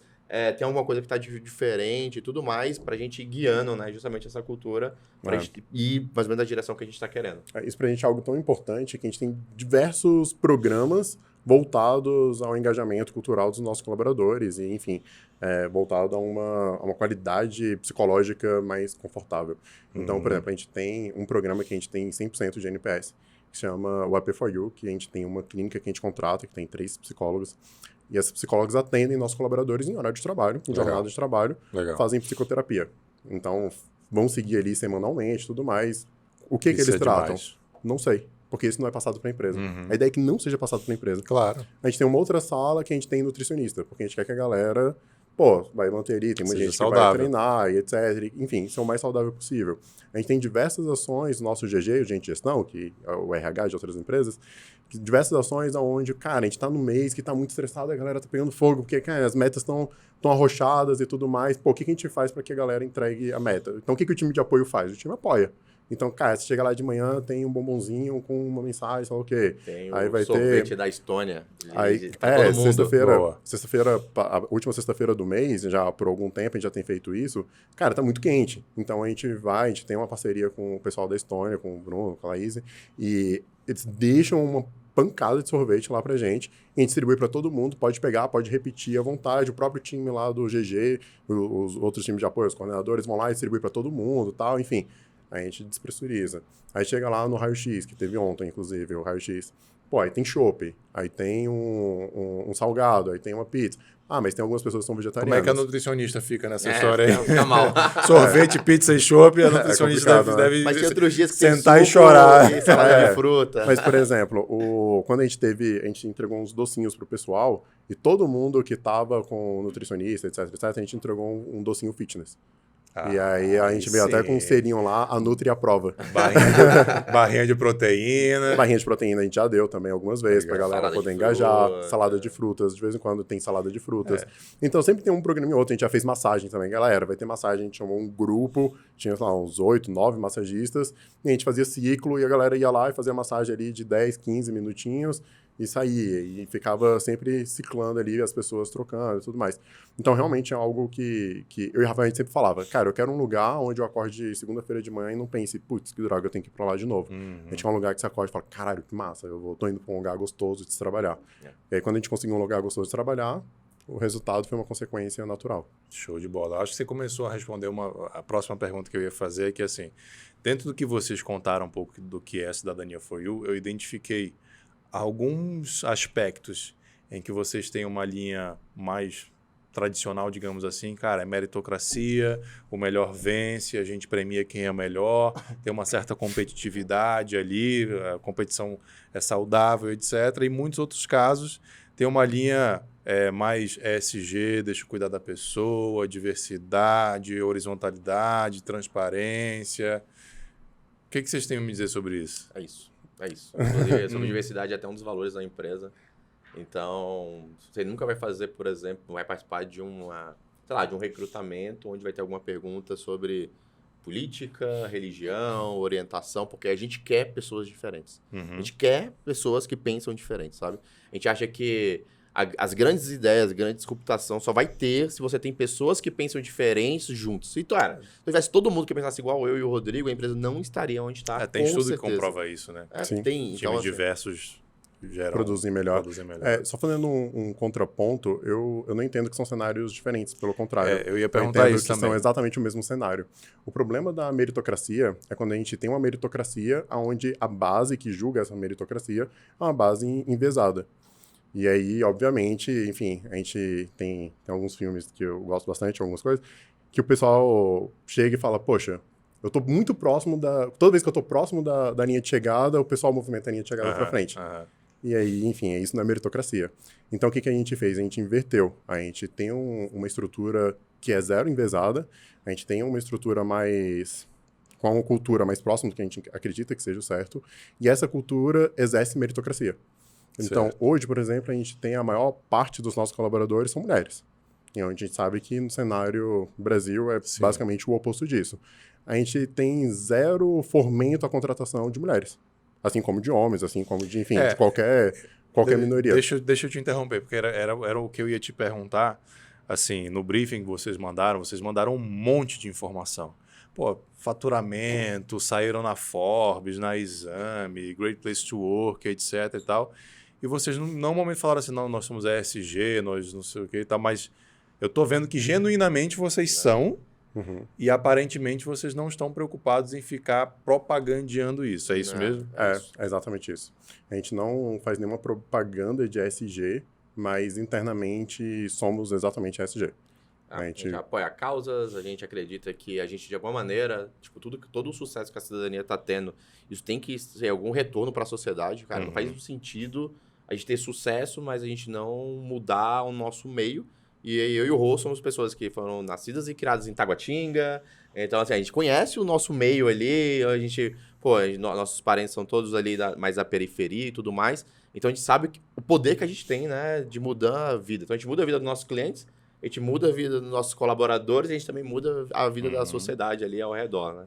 A gente participa de diversos programas, enfim, de doações e programas mais intensos, a ponto que eu e o Rafa, junto com o Gui e com o Léo também, Do piscar de olhos e tudo mais. a gente abriu uma ótica e a gente tem parceria com o Piscar de Olhos para que a gente consiga fazer mais óculos para crianças que tenham um alto índice de evasão escolar, porque elas entendem que elas não gostam de estudar, porque toda vez que elas estudam, elas têm dor de cabeça.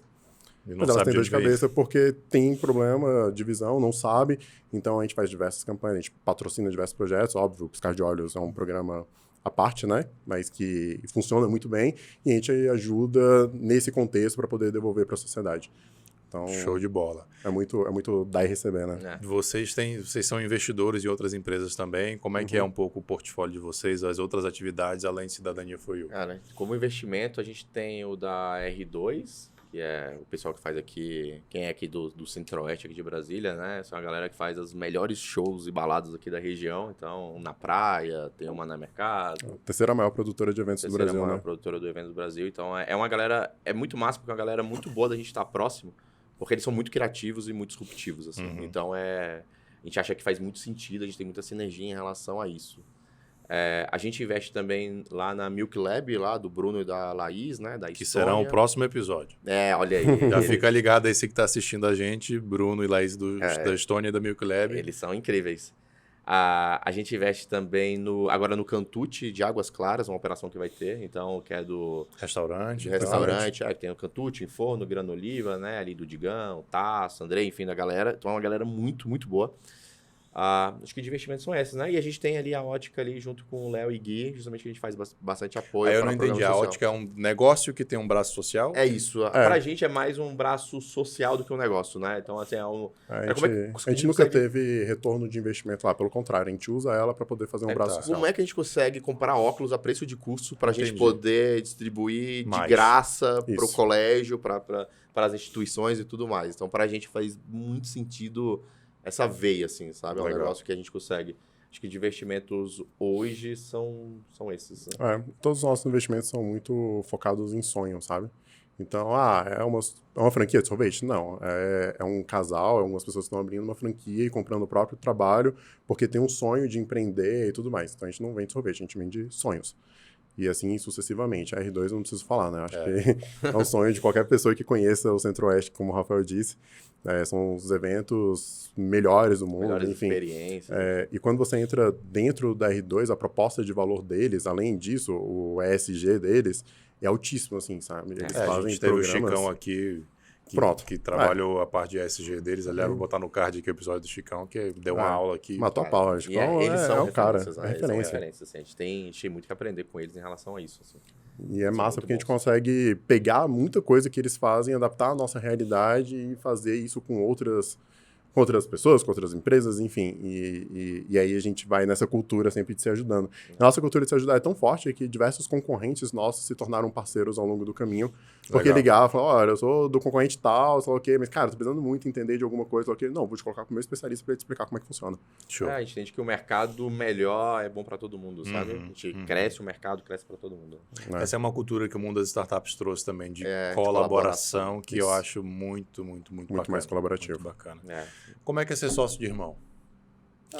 Tranquilo, eu acho, né? Cara, é até estranho. Algumas pessoas me perguntam isso. Eu acho que a gente brigou quando a gente era criança.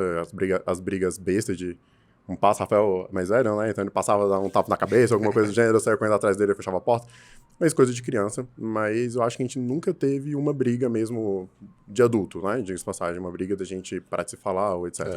E a gente aprendeu muito a diferenciar como as coisas acontecem. Então, assim, se eu não concordo com ele em alguma coisa, cara, ele tá com uma nova estratégia que eu acho que não vai fazer sentido. A gente conversa e ele, por algum motivo, ele me convence. Ou ele não me convence, mas é da área dele, cara, a gente sai como uma unidade. Os dois concordam que aquela é a melhor estratégia, mesmo que eu... Vocês são só 50-50?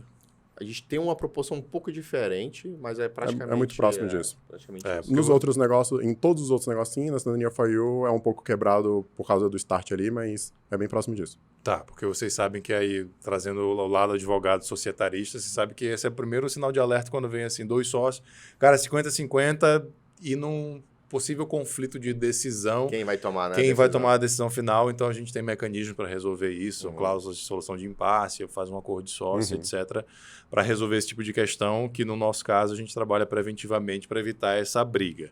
Sim. Né? Não sei se lá atrás vocês fizeram esse tipo de trabalho ou se vocês têm um combinado entre A vocês. gente tem um combinado entre a gente. Além disso, a gente tem agora um programa de partnership também. Inclusive foi a FDS, o pessoal da Voga, Stoic, uma galera ajudou a gente Massa. a construir. Então a gente colocou agora também mais 3 sócios. Então bom que agora a gente até é ímpar, né? Então entrou Mais fácil de decidir. 3 sócios que eram colaboradores chaves, assim. Então eles Foram viraram... pra dentro, legal. Entraram para dentro agora como sócio da Cidadania foi também. E, assim, eu acho que a gente nunca chegou numa decisão, num impasse, né, de ter que... uma regra muito específica. Acho que até hoje, 0, assim, né? É uma coisa, Saulo, a gente colocou a nossa forma de trabalhar e os 3 partners que entraram, eles entendem a nossa forma de trabalhar, que é uma forma bem de confiança.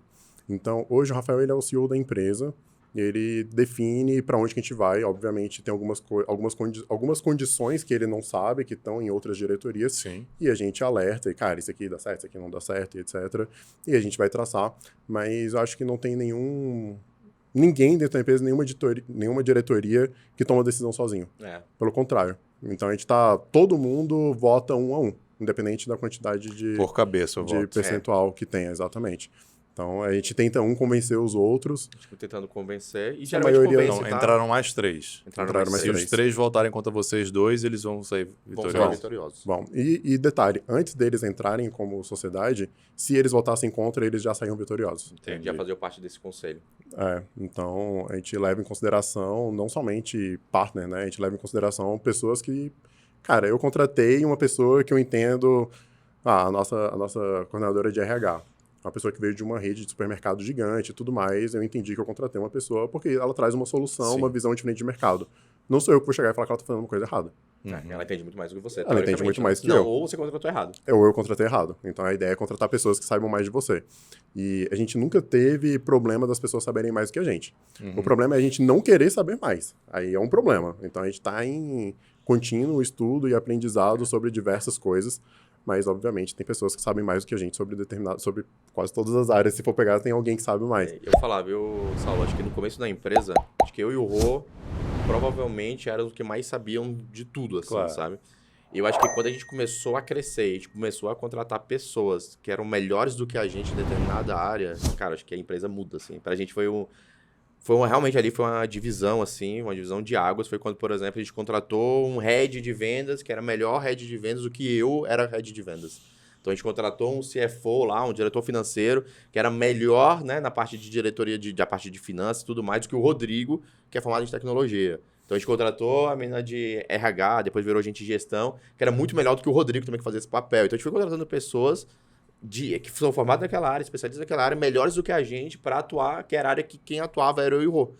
Então, a empresa, quando você contrata pessoas melhores do que você, acho que, cara, a gente, Vai ficando robusta, né? robusta demais. É lindo, assim, acho que é maravilhoso, sabe? É a melhor coisa. É porque existe uma guerra de ego, assim, né? no mundo Eu quero ser o empresarial. melhor, o que mais entende, né? Exato. A gente é muito pelo contrário, a gente Pelo quer ter contrário. pessoas melhores do que a gente, né? Se Com a certeza. gente fosse o melhor, a gente estaria travado ali no nosso teto, né? A gente seria o teto. Sim. Como a gente tem muita gente melhor do que a gente em diversas áreas, cada um consegue puxar o teto da sua área e a gente fica com O outra Steve Jobs proposta. tinha essa cultura, eu não lembro exatamente a frase, como ele traduzia isso, mas ele falava que, cara, eu tenho que contratar gente mais inteligente que eu. Ah, E senão não faz sentido. Senão eu isso. faço. Né? Exato. Eu não lembro a exata frase, mas o espírito era isso. E isso a gente começou em 2020, né? Assim, em 2019 a gente não tinha muito dessa cultura, mas em 2020 a gente começou a contratar pessoas melhores do que a gente, assim. A gente sabia que era melhor do que a gente. Até 2019 a gente queria contratar pessoas para treinar, porque, enfim, a gente também não tinha condições financeiras, Sim, tinha sim. todo um contexto. E a gente que assumia essas outras áreas. Então, eu e o Rô eram os únicos líderes. Então, a gente tinha 10 colaboradores, mas o Rodrigo era o RH, o Vários financeiro, chapéus, né? não sei o quê. eu era o head de marketing. Não, eu era head, não, eu era o marketing, né? Então eu que fazia as campanhas no Facebook, não sei o quê. Era o head de vendas, era o CEO, vários chapéus ali. E foi massa, porque você conhece na ponta cada etapazinha. etapazinha. Tem seu valor, né? Mas depois, quando a gente coloca uma pessoa melhores, putz, foi... É a melhor coisa que tem mesmo. Como é que foi se dando essa divisão de tarefas entre vocês, que hoje está muito claro, mas vocês conversaram sobre isso é natural das competências, vocês se conhecendo, sabe, cara, você é melhor nisso, você é melhor naquilo? Cara, foi natural, mas assim, a gente quando abriu a empresa, a gente batia a cabeça, né? Todo mundo executava tudo na empresa. Ninguém não era dono de nada, não tinha Ninguém áreas, era dono de todo nada. mundo fazia tudo. Aí vem lá dos erros que a gente teve lá, então, enfim, a gente não tinha isso. E aí, cara, eu e o Rafael, embora os dois sejam de tecnologia, cada um tem a sua particularidade, a sua especificação, diga-se de passagem. E áreas que gostam mais e áreas que gostam menos. Por exemplo, eu sempre gostei muito do jurídico. Eu sempre gostei muito de trabalhar com gente, contratação, sei lá o quê, e conversar com pessoas. Sempre não, né? Até a faculdade eu não gostava. Ainda bem que mudou. Ainda bem que mudou. Não ia estar nem aqui conversando com a gente. E aí eu já tinha toda essa particularidade. E no meu último emprego também, eu trabalhava com implementações da Microsoft e tudo mais. Cheguei a fazer vários projetos da Microsoft antes da gente decidir sair. Trabalhando exatamente, fazendo processos, encaixando o dominozinho ali, falando como uma área fala com outra. E, cara, eu sempre achei fascinante a mente humana, sempre achei fascinante como as relações funcionam e tudo mais. E eu estudo muito isso. E não por menos sou casado com uma psicóloga. Acho que a gente, né, vai pegando aí. E, cara, e tudo isso vai trazendo todo um arsenal de como a gente pode se empregando. E aí um dia sentou eu e o Rafa, falou, cara, tu é bom nisso, eu sou bom nisso, e só que a gente meio que separou a empresa. Algumas áreas estavam um pouco mais abertas, a gente falou, pô, esse que tem mais afinidade com isso, que tá com você, esse que tem mais afinidade com isso, que tá com você. E a gente literalmente separou. E aí o melhor, eu acho que aí perguntam, né, se ter sócio e trabalhar com irmão e etc, eu acho que esse é o melhor dos mundos. Porque hoje eu sei que a área do Rafael é uma área que eu não preciso me preocupar. Porque eu tenho o Rafael lá preocupando. E assim como a minha área é uma área que eu não preciso se preocupar. Significa que as duas áreas sempre acertam? Não. Mas se ele encontra algum erro, ele, Rodrigo, ó, eu vi isso aqui que tá errado, vai lá e resolve. E ele sabe que eu vou resolver e tá tudo bem. E vice-versa. Então, acho que a gente chegou num consenso meio natural e não teve zero briga, assim. Foi bem tranquilo. E ter dono, né? Ter dono. Ter dono. Cada coisa tem que ter dono. É isso, Sim. não tinha dono. Então, pô, quem era dono do marketing? Não tinha. Quem era dono de vendas? Não tinha. Quem era... E aí, quando a gente separou, a gente tem dono. Então, pô, eu tenho uma meta de entregar tanto. Eu tenho um dono ali. Tem alguém que é o responsável, né? Pelo sucesso ou pelo fracasso, mas tem um dono. Mas esse é o tipo de coisa que eu falo lá da mistura que vocês têm na forma de gestão. Porque numa organização super horizontal, é difícil você identificar dono. Mas vocês têm uma horizontalidade no sentido de que, cara, não é rígido, as pessoas são acessíveis, etc. Mas quando eu estava falando, você falou, não, mas tem uma hierarquia num processo decisório. Sim. E tem coisa que tem dono, que tem o responsável. Que se der errado, você sabe exatamente com quem você vai conversar. Exato. A gente sempre coloca o chapéuzinho. Cada time tem um dono. Então, tem um coordenador que, às vezes, ele é o líder de 3, 4 squad, então a gente sabe que é um dono daquela squad. Então a gente sabe, se uma squad não está performando, a gente vai chegar para o coordenador, olha só, se a squad não está performando, olha só, os dados são esses, quais são as ações que estão sendo feitas, que mais ações você está tomando, beleza. Você acha que semana que vem vai estar? Vai, beleza, semana que vem a gente volta e vê se está performando ou não. Então a gente mas tem que ter um dono, senão não tem ninguém olhando, né? Tá à deriva. Nada é solto, na verdade. Então é exatamente isso, a gente sabe tudo que acontece, tem um culpado ou, enfim, um responsável por aquilo ter acontecido. Não significa que ele vai ser punido, significa que às vezes é uma pessoa que precisa de ajuda de outros setores, etc. Claro. E aí com isso a gente sabe exatamente como chegar no foco do problema. Vou fazer uma pergunta polêmica, e aí vocês escolhem quem responde primeiro, porque os dois têm que responder. Qual que é o maior defeito e a maior qualidade do irmão? Ixi, Maria. Ixi, não sei, cara. Acho que, vai lá, de qualidade do Rô... Cara, acho que ele sai do outro lado. Acho que isso é massa. Tipo, você entrega e sabe que ele vai resolver. Cara, é ruim quando você tem uma pessoa que você tem que estar o tempo todo empurrando, porque essa pessoa não vai conseguir sair do outro lado. E às vezes é mais fácil você pegar pra você. Fazer. Porque, cara, até eu explicar, eu tenho que fazer, eu tenho que validar. Né? Então, hoje eu falo, cara, tem um negócio aqui que eu acho que não tá bom lá no back-office, a gente tem que melhorar a eficiência em X%, porque senão a gente vai conseguir entregar e não sei o que. Como? Eu não preciso me preocupar. Sei que ele vai testar, sei que talvez não vai acertar de primeira, vai ter uma hipótese que não vai ser tão boa, mas, a métrica tá muito clara, eu sei que daqui X tempo vai estar lá, a métrica vai estar funcionando. Deixa eu te interromper um pouquinho para trazer um outro insight do que a gente conversou sobre contratar colaborador bom. Boa. sênior. Que é, para mim, a diferença do júnior lá pro sênior, pro pleno pro sênior, é assim, bicho, tá aqui a tarefa. Acabou. Essa é a instrução. É lindo. Vai sair do outro lado. Uhum. O júnior, o pleno, você tem que... você vai direcionando, explica e tal, né? Cara, bicho, vai sair do outro lado. Eu já tirei esse... Minha gaveta mental já está desocupada com isso aí. Eu já vou para outra coisa, não é isso? É isso. Cara, isso é mágico, né? Quando você entrega, você sabe que vai sair do outro lado, você não precisa mais se preocupar. Você só precisa ali fazer um ponto de controle, uma vez por semana, uma vez por mês, só para você entender se a velocidade que o negócio está indo ou não, e acabou, né? Acho que como qualidade é isso. Como defeito, eu vou pensando aqui. Pode falar. Olha só. Ele vai ver o que eu vou falar de defeito para entender. Pra eu ver o nível de exatamente. defeito que eu vou Viu colocar. que eu tô fazendo uma teoria de jogos aqui, né? Botando um conteúdo para ver se sai um corte, alguma coisa assim. O cara tá, porra, né? Não, mas assim, já falando, acho que a grande qualidade do Rafa, ele é muito inteligente, ele consegue ter uma visão à frente muito boa, por isso que ele está à frente da Cidadania For, inclusive. Uma visão de futuro muito, muito, muito forte, e ele tem um futuro muito promissor, que a gente segue.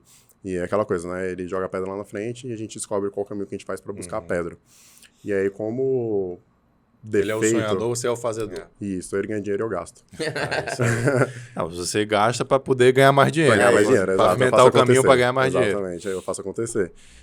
E aí, como defeito, colocando assim, é que ele é o sonhador. Então, ao mesmo tempo que é muito bom ele olhar à frente, tem hora que, cara, ele olha tão à frente, que eu falo, porra, ferrou, velho, como é que eu vou fazer essa porra acontecer aqui dentro? E aí, vai lá, e aí cutuca um, cutuca outro, e assim, não existe questionamentos entre a gente. Cara, é pra chegar lá, a gente vai chegar lá. Só que, às vezes, o lá é tão lá que aí a gente se ferra do outro lado aqui, tentando fazer acontecer, sabe? Tu viu que ele deu uma resposta bem água com açúcar, né? Bem aquela do RH. Qual que é o seu maior defeito? Eu sou muito sonhador. Eu acordo muito cedo. Eu sou perfeccionista. Nossa, eu não consigo demais. atrasar, né? Eu não consigo ir embora se eu tiver alguma sou muito coisa rigoroso pendente. com horário. Nossa, isso às vezes me prejudica. Demais, né? Vou deixar passar, viu? Vou deixar passar. Você não vai escapar, não. Não, achei que eram os dois a deixar passar. Não, ele pelo menos falou alguma coisa, pô. Tu Falei. ainda não falou. Cara, deixa eu ver, pensar aqui. Achei como defeito, talvez... acho que ele é muito disponível pra todo mundo, assim. Acho que aí isso acaba, talvez... Falta de foco, assim, talvez. Não foco de foco, mas é porque a gente tem muito prato rodando. Então, por exemplo, cara, ele é o RH, ele é não sei o quê, e às vezes, putz, mano, delega mais um pouco. Só que aí... Porque ele tá rodando muitos pratos ao mesmo tempo, sabe? Eu acho que talvez seria isso de rodar... Aprender a delegar um pouco mais. Talvez, acho que seria, talvez, assim. Já que já tem, cara, tem muito... E olha que tem um time gigantesco, né, fazendo coisa. Mas às vezes quando tem um BO, assim, aí, às vezes delegar o BO, mas não, ele quer mesmo executar, ver e tudo mais. Então, e aí acaba sendo uma qualidade também. Porque um BO você tem que entender, né? O que tá acontecendo, você só delega. Vocês estão muito políticos, tudo bem, vou respeitar. Os defeitos foram mais elogios do que defeitos. Minha mãe vai gostar de assistir essa. Meus meninos. Criei bem meus meninos. Vou perguntar pro sonhador agora. Se eu te perguntei se vocês iam chegar a ser unicórnio, você falou que queria. Qual que é o caminho? Qual é a visão de futuro? Cara, vamos lá. Visão do futuro, né? A gente... de fato, a gente está consolidando bastante aqui no Brasil. É algo que a gente já vem fazendo. Mas a gente, ao mesmo tempo, a gente criou uma marca internacional chamada BCIVs. E a gente tá no nosso roadmap a gente começar a internacionalizar. Então, a gente já começou agora uma operação aqui na América Latina. Então, a ideia é a gente fazer exatamente o que a gente faz aqui no Brasil, né? Ou seja, pegar brasileiros que têm cidadania europeia e fazer cidadania e a gente fazer isso para outros países. Então, sei lá, pegar um argentino que tem ascendência italiana e eu fazer a cidadania do argentino. Pegar um uruguaio, pegar um chileno e assim por diante. Então, a gente entende que o próximo caminho é, de fato, a internacionalização. A gente acha que o mercado do Brasil é um mercado gigantesco, que a gente não chegou no platô ainda de crescimento, então a gente está numa curva, né, acelerada, mas que os próximos passos, de fato, é isso, né? E outro gatilho que a gente tem muito forte agora é, de fato, a gente voltou para as nossas origens, então a gente voltou muito para a tecnologia.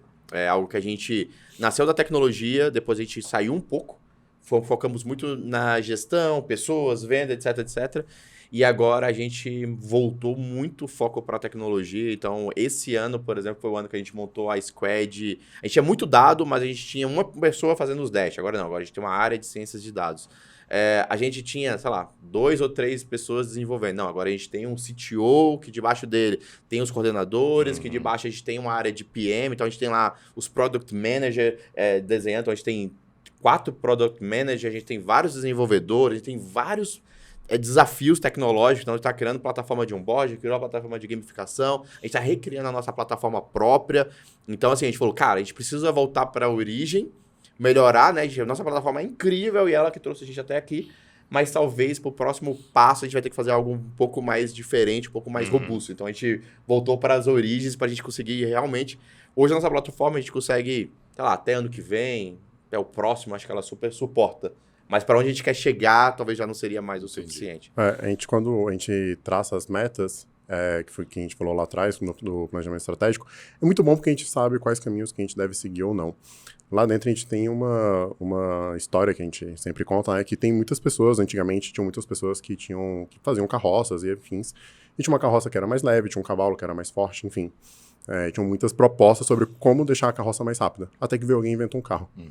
E que faz a mesma função, leva de um lugar para o outro, só consegue levar mais pessoas, consegue fazer mais rápido, consegue levar com mais conforto, enfim. E então a gente tem que ter as pessoas pensando em como a carroça ficar mais rápida, como a gente redesenvolver ela, mas a gente também tem uma parte de P&D lá, das pessoas pensando, cara, o que é o próximo carro? Então, a gente tem um time que está melhorando o nosso app e a gente tem um time pensando como jogar aquele app fora e fazer um novo de outra forma. Então, a gente sempre pensa o que a gente vai fazer fora da caixa para poder entregar. Inclusive, o nosso app mobile, que é o que o cliente usa, o cliente hoje está utilizando a terceira versão, que foi a primeira versão a gente fez, liberou isso em 2019, ficou muito ruim, jogamos fora, refazemos, fizemos a segunda versão, que ficou bem melhor, jogamos fora, refizemos a terceira versão, que ficou muito melhor, e agora a gente está fazendo a quarta versão. Então, de novo, a gente não se apega nem à tecnologia. Não tem nada que ficar parado. Não, cara, a gente não aproveitou nada, a gente realmente reescreveu todo o app do zero. Né? Óbvio, o servidor, onde estão os dados, tudo mais, sim. Mas toda a forma de como a gente mostra a interoperabilidade, como o cliente vê, como é que ele é notificado, a gente mudou tudo. E tudo isso baseado em quê? A gente tem uma área lá de Product Manager, então a gente faz a parte de Discovery, ou seja, a gente vai ligar para vários clientes, entender, pô, como é que você usa o app? O que você gosta? Você já percebeu que é o seu tal coisa? Ah, não viu? Por que você não viu? A gente vai tentar entender ali toda a jornada. Vamos para dentro de casa, escrevemos toda a jornada de novo, liberamos para alguns clientes teste, o cliente valida, essa fase que a gente está exatamente agora, e aí sim a gente roda para todo mundo. Então, assim, a gente não se apega, né, nem à tecnologia. A gente não tem problema se a gente gastou uma grana para desenvolver o app, né, com design, com tudo. A gente joga fora e desenvolve do zero. Se vai trazer uma experiência melhor, o cliente vai ficar mais satisfeito. E voltando um pouco para a cultura, hoje a gente tem um time de suporte que recebe todas as ligações do nosso cliente, suporte e ouvidoria. E toda vez que ele pega uma demanda, por exemplo, que é de tecnologia, a gente passa para o time de tecnologia falando, olha, eu tenho um cliente que acha que isso aqui não funciona por causa disso, disso. E por que ele passa? Porque ele quer que o time de tecnologia resolva, porque é um cliente mais satisfeito e a roda gira. Então a gente tem essa cultura também de, cara, eu sei que a responsabilidade não é minha, mas eu não vou deixar isso aqui quicando, eu vou passar para quem precisa, porque a gente vai conseguir resolver. Massa, eu entendi essa visão de futuro que vocês querem ir para buscar outros clientes da América Latina.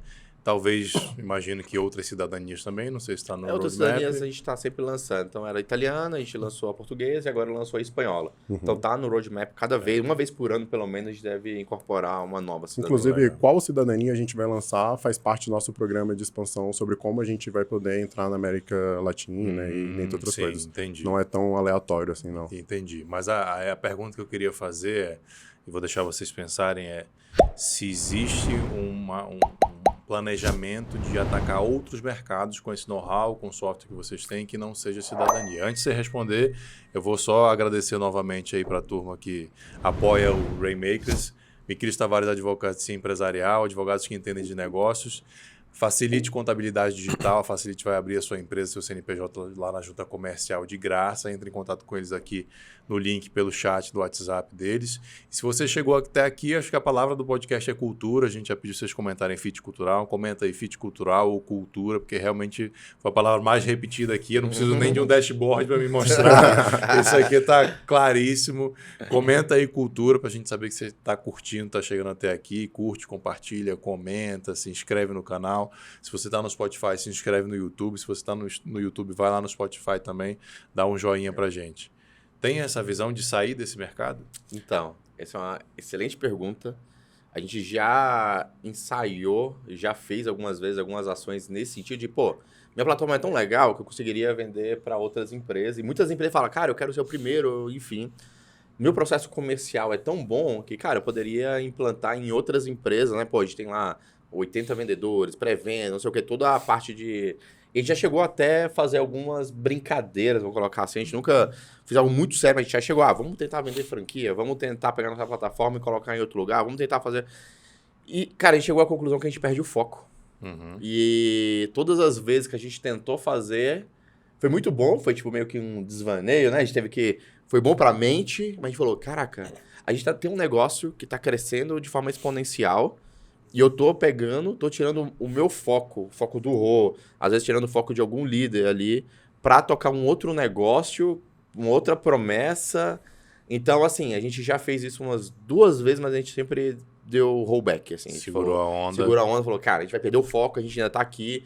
A gente entende que em algum momento, quando a cidadania foi eu chegar num platô, ou seja, cara, agora eu não quero mais dobrar, triplicar, quero crescer 5%, eu quero manter. Cara, se ano que vem eu faturar exatamente o que eu faturei esse ano, maravilhoso. Eu acho que aí esse vai ser o momento que a gente vai ter de poder estar olhando outras coisas. Agora, enquanto a gente está nessa loucura de dobrar o faturamento, de mudar tudo que a gente faz a cada 6 meses, a gente perdeu o foco. Acho e que só o Brasil ainda, né? E só o Brasil. Então, a gente perdeu o foco.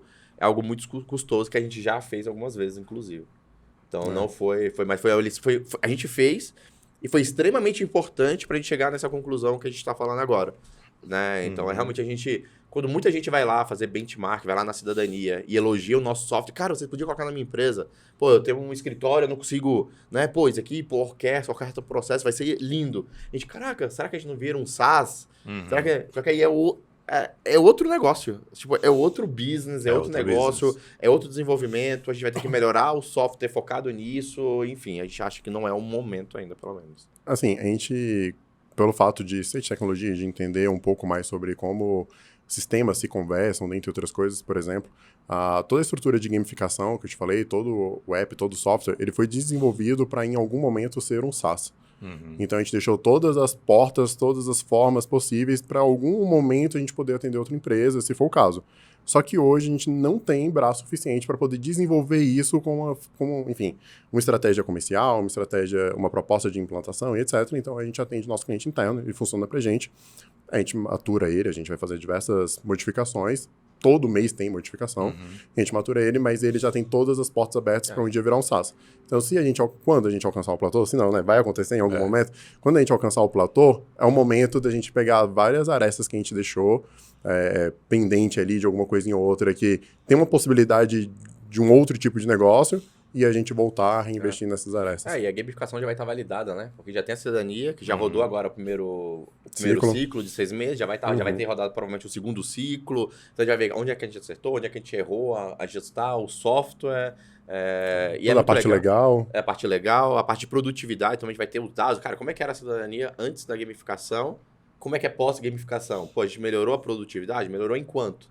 Piorou em alguma área? O que aconteceu? Como é que foi o clima? Como é que é o NPS, que a gente roda o NPS, né, para o time, antes da gamificação, pós-gamificação, como é que é o NPS depois que a galera receber a primeira vez a grana? Porque agora que vai acontecer da galera receber a primeira vez o cheque na conta. Até então, é tudo... É uma história. Tudo história. É moeda que vai virar dinheiro e é isso. Como é que vai ser depois que a galera receber? A hora que o Pix cair...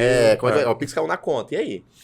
E qual o resultado que isso vai ter na prática? Então, a gente vai ter todos esses dados até mesmo para a gente poder, né, guiar.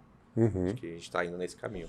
Show de bola, vocês são 2 baita empreendedores, queria saber as influências de vocês aí, onde que vocês aprenderam, o que vocês viram, veem, então assim, filmes, séries inspiradoras e também, assim, se tivesse só uma pessoa, que vocês... a rede social mudou a regra. Agora só pode seguir uma pessoa. Quem que é essa pessoa? Cara... Nossa, complexo. Difícil. Acho que de filme... Tem um filme, eu tava até falando sobre esse filme esses dias. Ele tinha no Netflix, mas saiu. Não é um filme, é um documentário que é muito legal. Não sei se você já assistiu, chama The Push, que é um empurrão.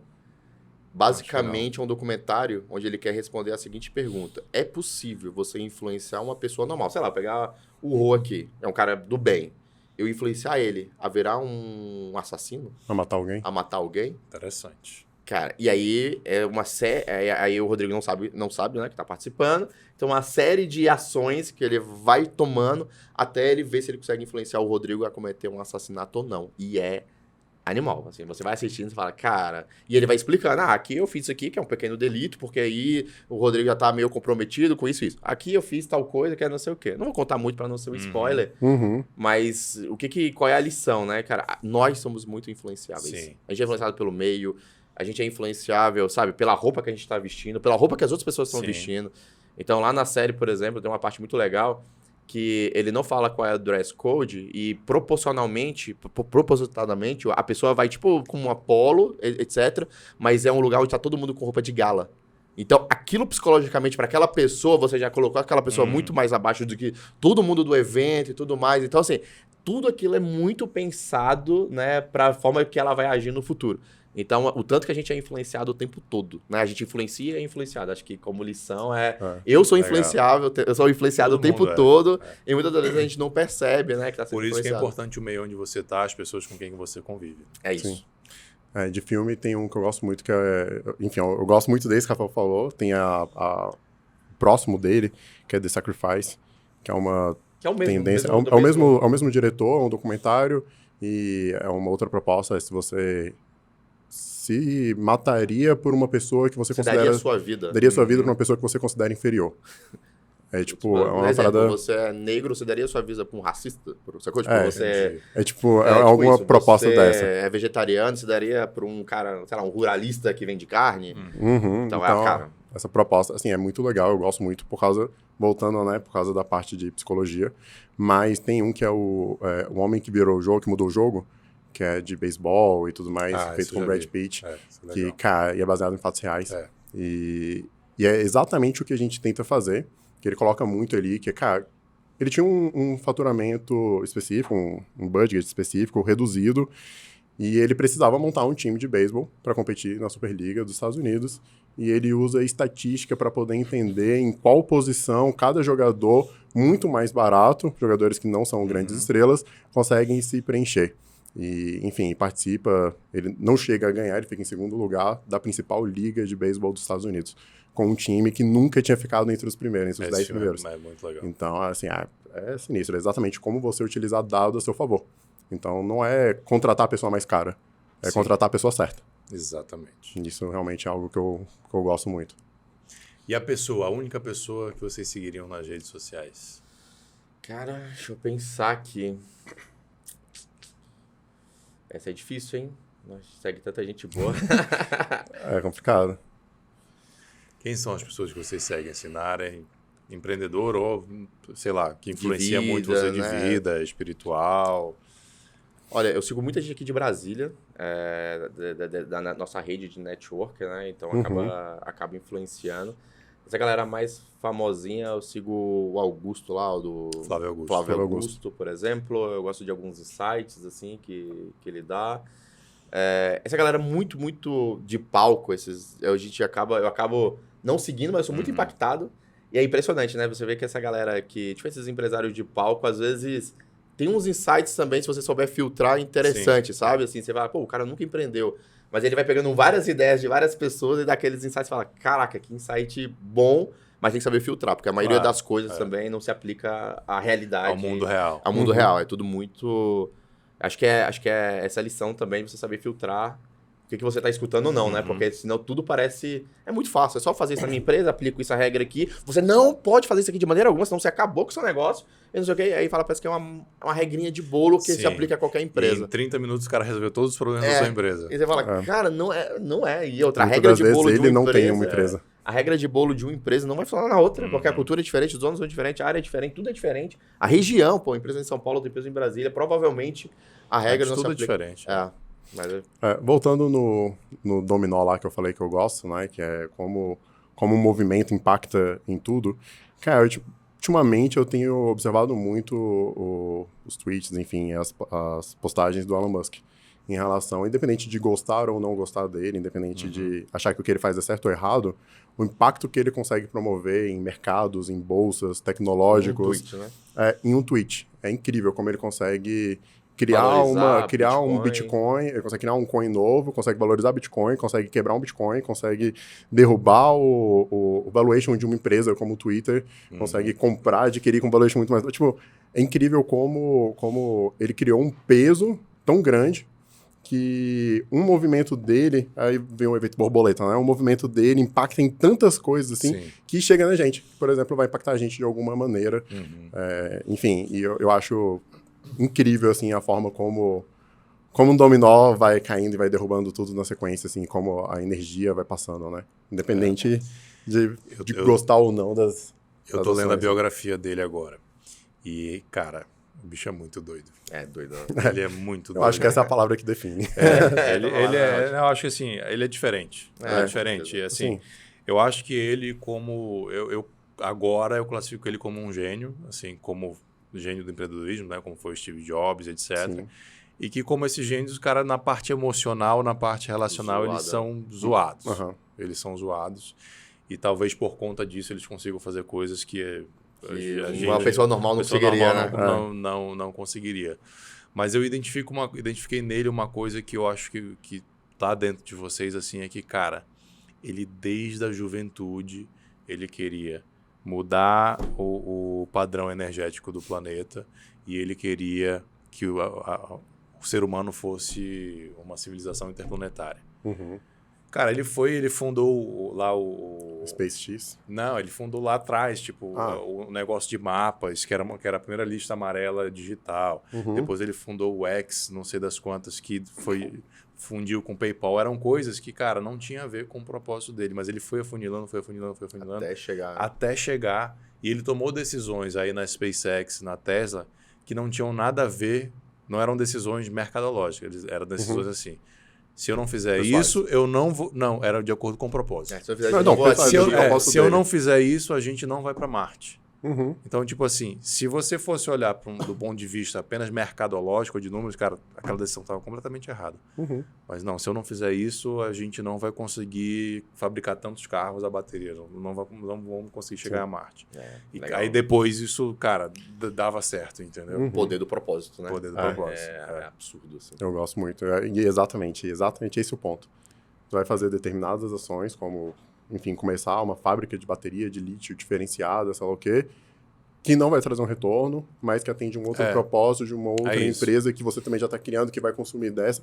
E aí, quando você tem um propósito bem estabelecido, que é quando a gente tem um planejamento estratégico bem estabelecido ali, ou enfim, vice-versa, que é o propósito da empresa, quando você tem um propósito bem estabelecido que você vai fazer, é fácil tomar decisão, né?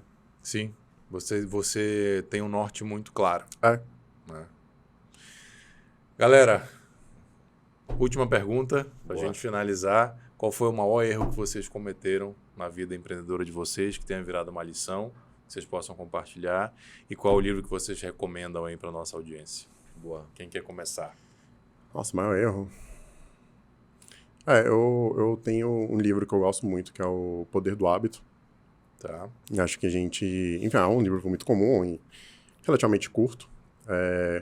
Mas ele mostra muito do que a gente tenta fazer lá no Cidadania For You, que a gente tenta fazer na nossa vida pessoal, que é quebrar paradigmas e construir hábitos que carreguem a gente, voltando agora, né, para o propósito, carreguem a gente para o nosso propósito. Então, a gente tem que fazer mudanças pequenas, sutis nos nossos hábitos todos os dias para que isso se torne uma constância, para que a gente consiga alcançar um propósito. Então, parece besta, assim, sabe? Tipo, sei lá, arrumar sua cama todo dia, colocar, na época da pandemia, né, que todo mundo trabalhava de regata. Cara, colocar uma roupa, realmente se vestir para o trabalho mesmo que você fique em casa. Então, assim, são pequenos hábitos que mudam completamente a sua forma de perceber e de agir durante o seu dia. Então, é um livro que eu indicaria, assim. Legal. Erros, assim, eu acho que no começo ali, quando a gente começou a empreender, a gente tinha entendido que empreender é algo muito solitário. Tipo, justamente, a gente nunca tinha empreendido, a gente não tinha ninguém do nosso meio que tinha empreendido. Então, assim, algo realmente que a gente estava fazendo muito ali nas toras, vamos colocar assim. A gente não sabia como fazer e a gente estava fazendo. E, cara, é impressionante o tanto de pessoas, empresários, que querem te ajudar e que te ajudem, assim, a troco exatamente de nada. Não, assim, só sabe? porque você é empresário junto. É isso. É isso. Com E a certeza. gente não tinha essa visão. Então, acho que nosso primeiro ano, a gente ficou muito solitário e errando. Cara, eu queria ter uma conversa assim. Cara, como é que você faz pra contratar? Como é que você faz pra pagar isso. comissão? Tipo assim, você paga comissão? É isso, eu não sabia. Como é que você precifica? Como é que você precifica? Tipo, as coisas muito, muito, muito básicas. Então a gente ia na internet, a gente ia tentar buscar livro, eu não sabia qual livro eu ia ler, não sei o que, tem muita informação, como é que você consolida, como é que o cara faz. E aí foi daí até que a gente conheceu a Moai, que a gente falou, pô, é um ecossistema de empresários onde a galera tá se ajudando. E além da Moai, que a gente usa, né, desde 2019 até hoje, a gente faz parte, eu comecei a ir muito no LinkedIn de pessoas que eu admirava e falar assim, pô, eu te admiro, acompanho, eu tô com uma dúvida, será que a gente não consegue marcar um benchmark e tudo mais? E assim, o tanto de o tanto de benchmark que eu fiz com pessoas, eu fiz benchmark com CMO de empresas unicórnios. Porque eu tava com a dúvida e o cara parou lá 1 hora e meia do tempo dele, extremamente escasso, pra me ajudar. Eu falei, cara, que incrível, assim, sabe? Tipo, que Isso incrível. rola. Eu acho Isso que eu com demorei mensagem, né? muito a descobrir que isso era possível. Óbvio, vou mandar mensagem pra 10 pessoas, cara, 3, 4 não vão responder, ok, é a taxa de conversão. Eu sei que o tempo, eu sei que o cara também é cheio de spam lá no LinkedIn dele e tudo mais. Então, assim, acho que como aprendizado, assim, era não pedir ajuda e não entender que eu poderia Show. ter ajuda de outros empresários, né? Show. Acho que E o isso foi uma livro? lição. Cara, o livro... Dá mais tempo pra ele pensar mesmo. Boa. O livro eu tô lendo agora, um que foi até indicação do Marcos da CVP, que é Growth Hacking, do Cian Ellens, que é tipo o papa do Growth Hacking, assim. E, pô, eu conhecia muito da técnica, a gente até aplicava, mas eu não conhecia dos fundamentos. Então, assim, pô, eu via lá na internet como a galera tava aplicando, a gente tinha uma pessoa que a gente contratou que já tinha experiência, então eu trouxe bastante a parte da hipótese, quais são os indicadores, mas agora eu tô voltando pros fundamentos. Pô, como é que foi criado, Legal. quais foram os fundamentos, por quê, quais foram os erros e acertos, né? Pô, como é que a qualidade do time, como é que você gera as hipóteses e pega os dados, como é que você cria um mecanismo, né, que a gente fala lá de um produto que dá o efeito ahá lá pro cliente. Então, assim, eu acho que é um livro que vale muito a pena ler, tem ele em inglês, tem ele em português também, já tem traduzido na Amazon, então tem no Kindle e tudo mais. Então é algo que eu não terminei de ler, mas acho que tá sendo importante, já tá valendo pelos fundamentos que eu não tinha. Os livros que eles indicam aqui eu deixo na descrição para você ir lá na Amazon direto comprar, e se você comprar através do link, você vai estar ajudando a gente a manter o Rainmakers. Diga seu erro. Cara, eu sou a pessoa emocionada, né, da família e da empresa, a pessoa mais, enfim, Seu coração. o coração da empresa ali, coração no sentido de ser mais emotivo, né? No começo ali da empresa, a gente, e ainda hoje, né, se alguém é desligado, na verdade, eu acho que uma parte da culpa é minha dessa pessoa ter sido desligada. Tá. Talvez eu não consegui converter de alguma maneira.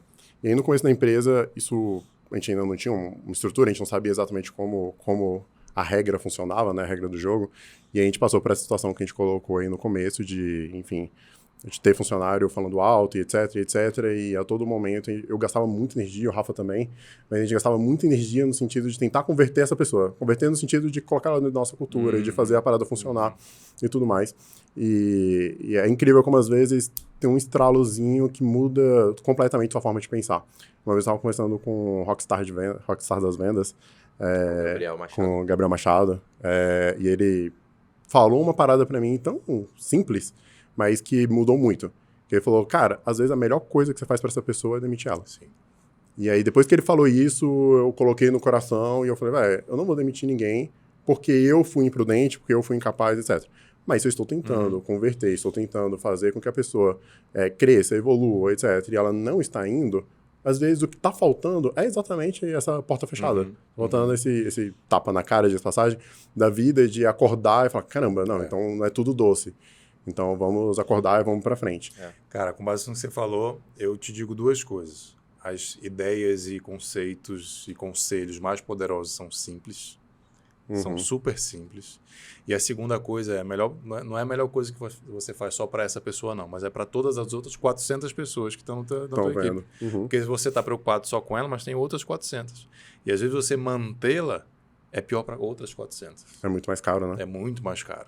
Sim. Né? Então, corre o risco de, no limite, a empresa acabar. Você tem que demitir 400 famílias porque você não demitiu uma. É verdade. Show de bola, turma. Muito obrigado. Se você acompanhou a gente até aqui, muito obrigado a você. Sinal de que você gostou desse papo, que foi muito inspirador para você. Então, comenta aqui o que você achou, sugestão de convidado, se você gostou, o que você não gostou. Então, só comenta cultura, que é a palavra aqui do nosso episódio, com toda a certeza absoluta. Eu tive aqui com os Rainmakers, Rodrigo e Rafael. Se despeçam das redes de vocês, como que o pessoal acha vocês, como o pessoal acha Cidadania For You. Eu já agradeço demais, cara, muito aprendizado mesmo aqui. Obrigadão por ter vocês aqui. Cara, agradeço pelo convite, é sempre bom, né? A gente tá aí conversando e contando um pouco da nossa história. A Cidadania For You, né? Então, se você quiser procurar, a gente tem tanto o Instagram, o for é um 4, né? Então, cidadania, número 4, letra u.com.br, Instagram Cidadania 4U. Inclusive, tem muita gente que tem dúvidas se tem direito ou não à cidadania italiana, ou quanto que custa o processo. Então, a gente tem um chatbot no WhatsApp que você consegue, em menos de 2 minutos, você recebe um orçamento personalizado sem precisar falar com ninguém. Então, sair de madrugada com insônia, você consegue fazer um teste, você tem direito ou não à cidadania italiana, portuguesa, enfim, e receber um orçamento personalizado. Depois você vai mandar o link, eu vou deixar na descrição para tu acessar aí o chatbot. Em menos de 2 minutos. Essa é a nossa promessa. E se precisar também, que foi o que o Rafa colocou, né? O pessoal às vezes gosta de fazer alguns bench, algumas coisas. Eu gosto muito de falar sobre cultura, processos, enfim, algumas coisas mais internas, né? Olhado para o nosso cliente interno. Se quiserem me adicionar em redes sociais, enfim, o meu Instagram é rgenesini. E no LinkedIn também tá Rodrigo Genesini. Eu posto algumas coisas sobre cultura e algumas estratégias que eu adoto para poder entender como influenciar positivamente pessoas. Mas se quiserem conversar sobre algum tema, marcar um bench, fiquem à vontade, ou entender um pouco mais sobre a gamificação também. Show de bola. Muito obrigado, gente. Esses foram os Rainmakers, Rodrigo e Rafael Genesini. Obrigadão. Valeu, obrigado. Muito obrigado. Tchau. Valeu.